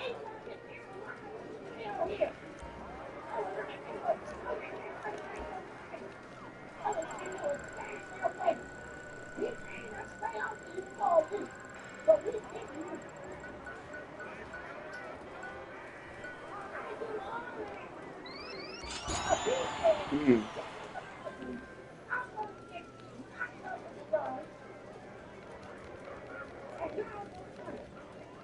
But I'm going to be the one doing it. I mean, like, we never had such a job. The naysayers that come out and do things, but you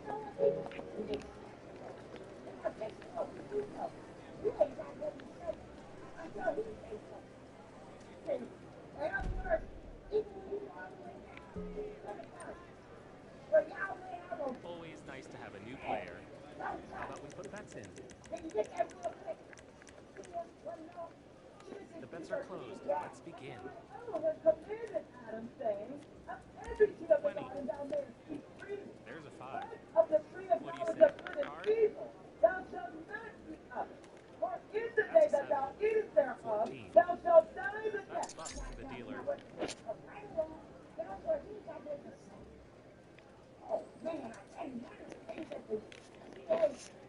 Ready to put in your bets? Well done. Thank you very much for playing.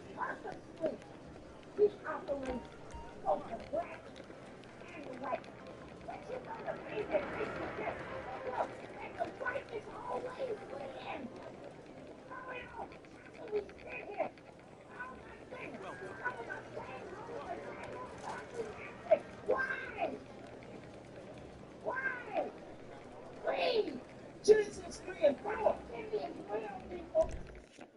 That is Yahshua the Messiah. He's shown us a little bit of what we have to look forward to. People, y'all there. Oh, man, read. And the serpent said unto the woman, You sound like lying out. I know what to do. And you look around like, ooh,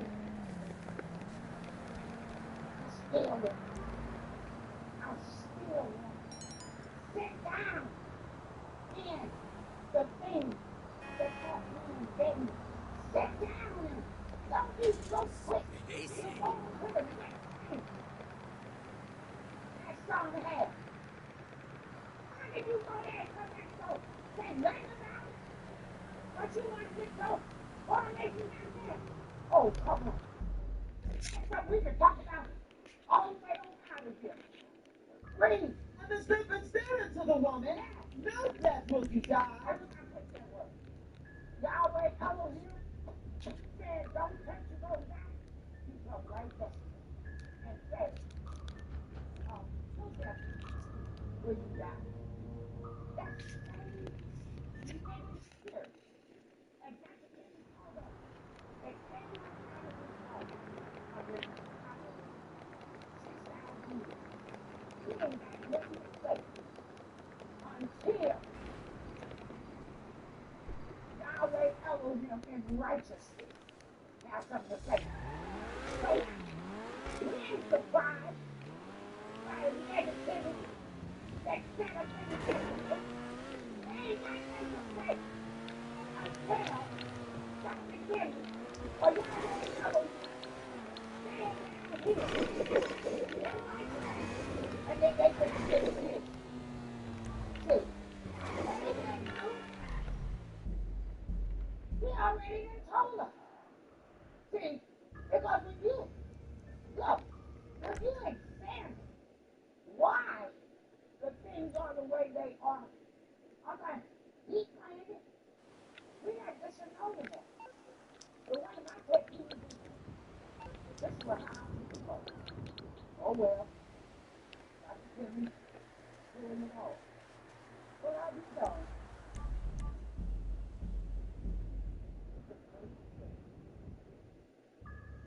What you gonna do? He's doing it all.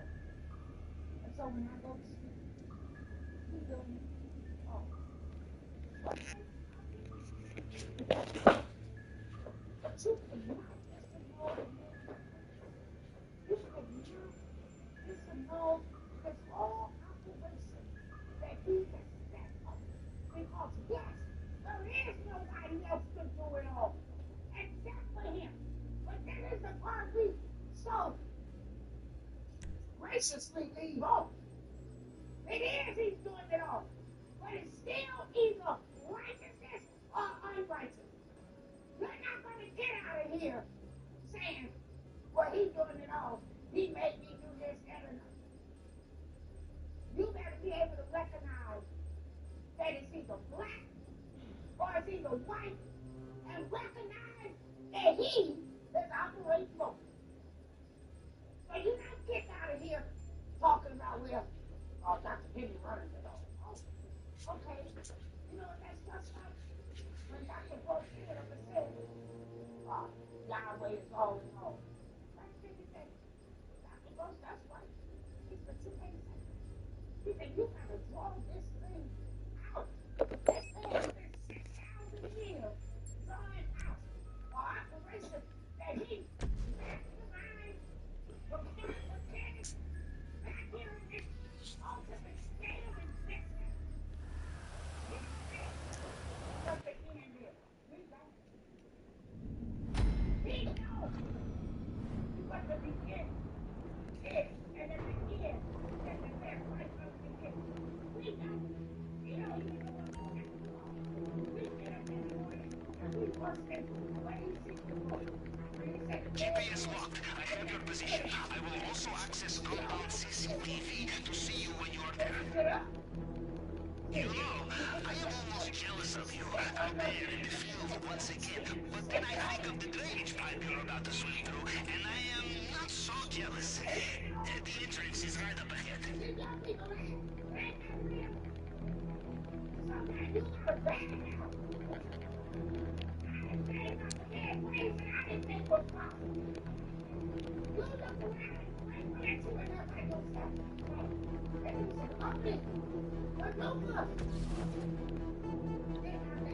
You are a good swimmer. The maintenance room is not far. Oh, that was a time I was like you. Shut up. That don't work so well. You gotta think about it. You don't know, but he knows. And why release? Why release the sound of Yahweh Elohim don't move? I got people here, I tell you, just getting out the bed in the morning. That's what we ought to be now. God, I don't know what you got coming around the corner, but this is what I'm confident in. I'm confident in this. That you got it. Yeah. That's what the CA was all about. We cannot resist coming back, huh? Like child in candy store. Or as we say in Russia, like child breaking into secure compound, huh?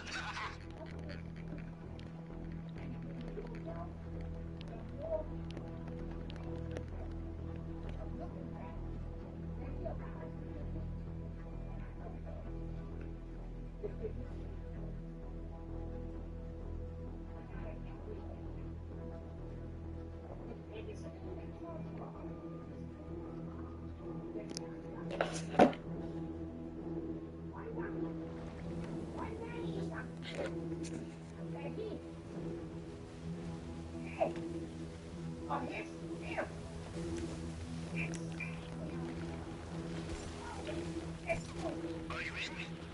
You did not get sucked into a turbine. I knew you'd be fine. How likely is it I have two operations in the same way, huh? Now, we look for the vault. Maybe start in the central building.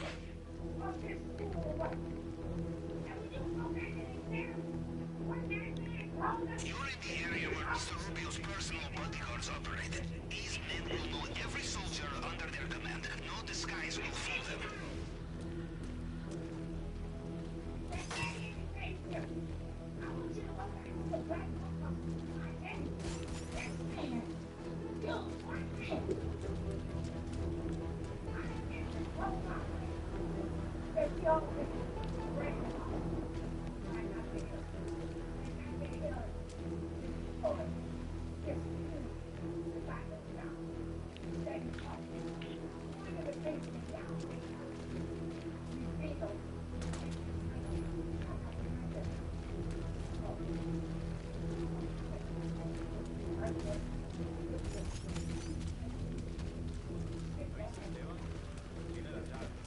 Sí, anda por aquí. Lo vi hace un rato.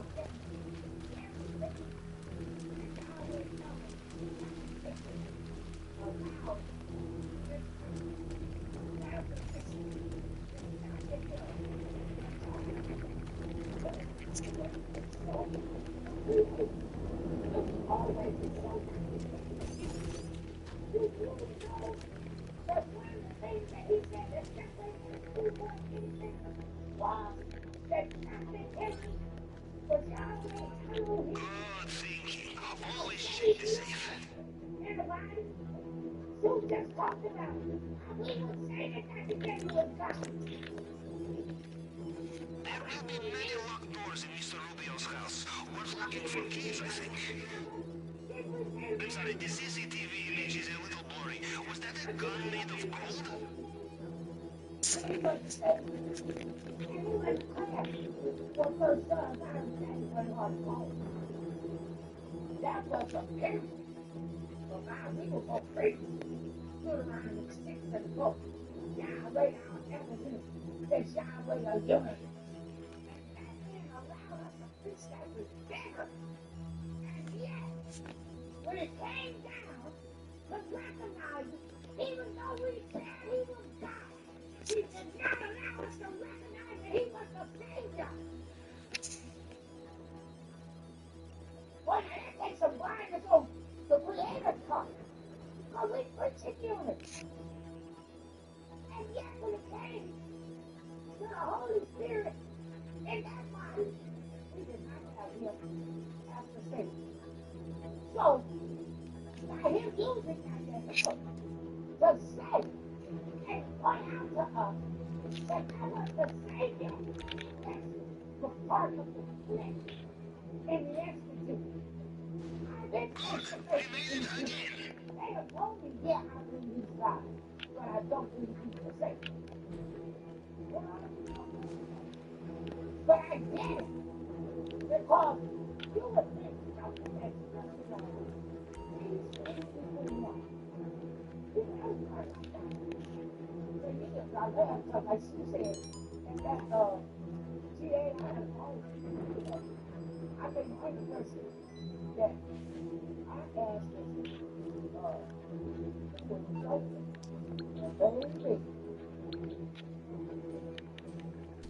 did nobody else know? I said, well, so you can say this, but you know, it happened. And then we get this because somebody asked him before, and he said, everybody. So he was about two. And he said Jesus was not himself. That's right, baby. That's right. When you come to sell this, my That mother-in-law was will be first amazing. in the line. Wow. It looks like they have sealed off the drainage pipe you used to What get in made me here. stop? You will have to What find made another way out. what was called us? And you know what I appreciated their honesty. They looked at each other. They didn't have a clue what I was talking about. Extra doors just arrived. A Be lot careful. of what we were praying about. But then the thing they did, and what was doing something else. Timing is everything. All together now. If you see anything you like on the way out, do not be shy. Help yourself. But he, see, you take away all the pressure. Ain't nobody else standing on you. And it's hard for the institute today to understand that there was a man that was in that mindset that no, that's only other thing. It's great, but those things that will be filled to him by Yahweh concerning his physical life. He talked about going to school for 23 years, 12 years on, and yet he never saw his spirit. So he didn't take credit for what had been filled in him. That's again going back to the singularity. You don't hear nothing taking no credit. We ain't gonna let it. And he ain't gonna let it. This is the best time. And there's the don't leave you with the best part. You know the best part is now that all the glory, all the assignment is going. And I'm like, I'm glad a man that showed up here among the trees. I can't get over there myself. Still there, still there, still there, still there.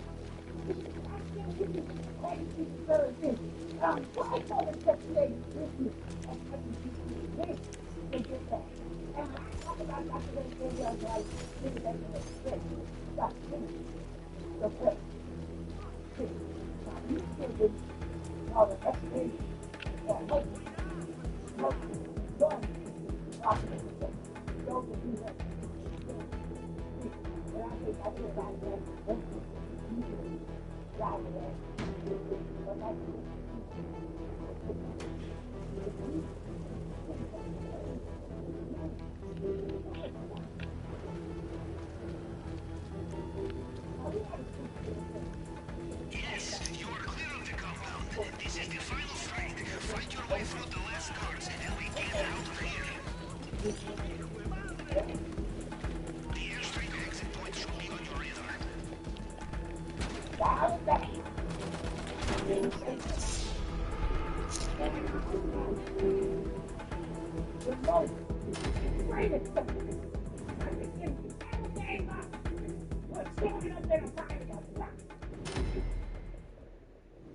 And put the spirit in him so that he can show without a doubt how we are made in this man's image and he gets all the glory.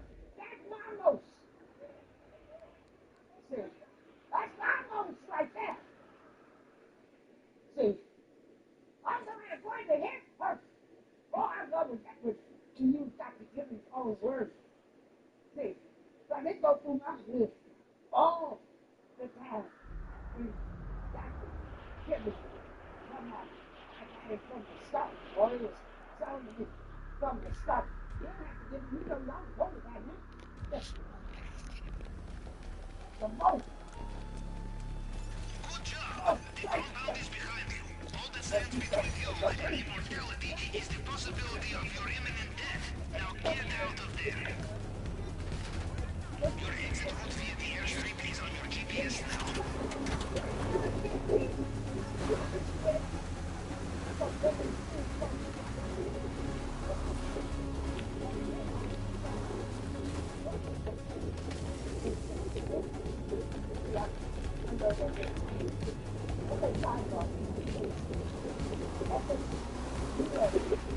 It seems Mr. Romeo has woken up into his nightmare. All over again. The water is full of attack boats. You will need to be careful.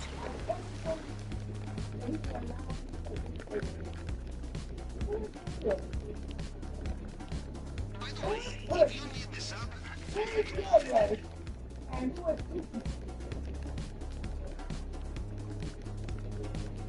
no, they wouldn't have been solved though. They're not old enough. Who they will be. I mean, this is wrong. Rick.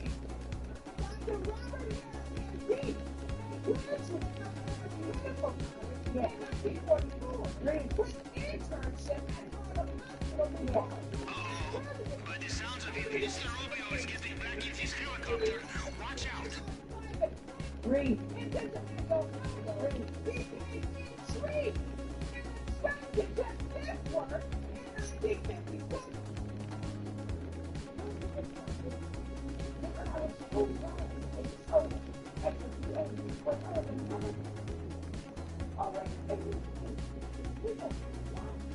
Open it up.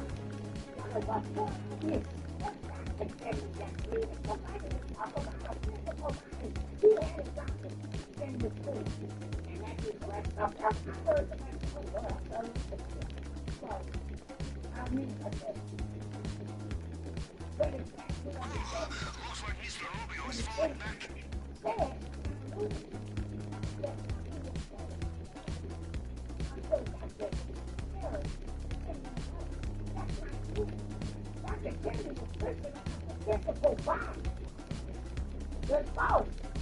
Dr. Harris, take in the class. And we will go back to what Dr. Harris said. He said that his first class, when he's up on the house, his mama, his auntie, his patient, Annabelle Allen, Cross the line. Very good. him, and that Harris said, I ain't know what I've been telling you, but Dr. Harris said, we shaking their head, that's why he said, what they know about it. Because he was their physician. So,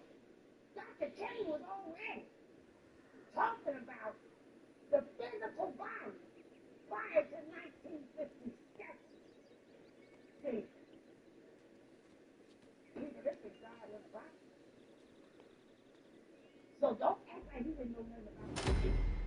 That's all. Dr. Hilton said, as a matter of fact, Dr. Washington said it was so Dr. Hilton. But these are people. But because this man has a purpose, that he's carrying out. Look, this is, he said, was given to him from the beginning. But if you could just quietness, you and I are here because he ordained it from the beginning. All them years when we didn't understand how, in our case, we walked around here and all 10 of us did. All of us made mistakes. Even to this day, they say, oh, here. I'll get it. And he kept some of us here and not others. We were all taught the same thing. We were all raised the same way. How is it that you sitting here this morning and somebody in your family ain't? I'm like, yeah, man, where's that? We here because of him. That's everything. That's the kind of that flew around Danielle. Up and at 'em, Mum. What's that? What's his name? That's what that man said. Out of all the houses that was in this school, some of us remember, but Dr. Kennedy Ask away, Mum. all the time, especially her uncle, Right away, who Mum. was the great undertaker, who was also the father, and all that, who used to make me mad when he said, children, we're going to sing congregational this morning. We will never have congregational singing anymore. Because time spars me for life. But we had to do congregational singing. And it was hard.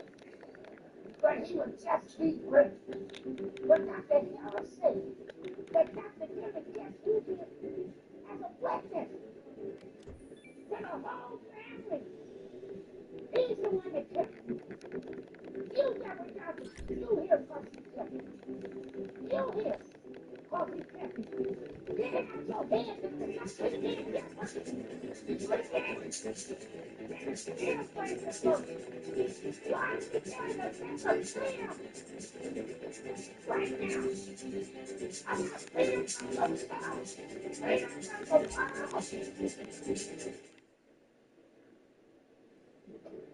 And so I ain't gonna pay my bill tomorrow. I'm free from that shit. Don't be mad. Extra minute helping out a lot, boss. And I will come to your house next time. I'm confident that we ought to be past all these little things that been tripping us out. Everything. We've been disappointing people and get back and hear the same old crap that was going on before we left. Did you just go to the GA? How is it? We get to the first class back. And this is what y'all want to deal with? Here we go.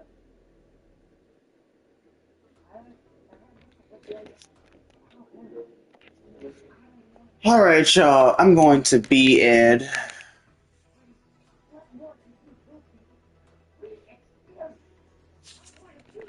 Y'all have a great night. Good weekend. Whatever y'all plan on doing. And I will see y'all later. Make sure to brush y'all teethies before you go to bed.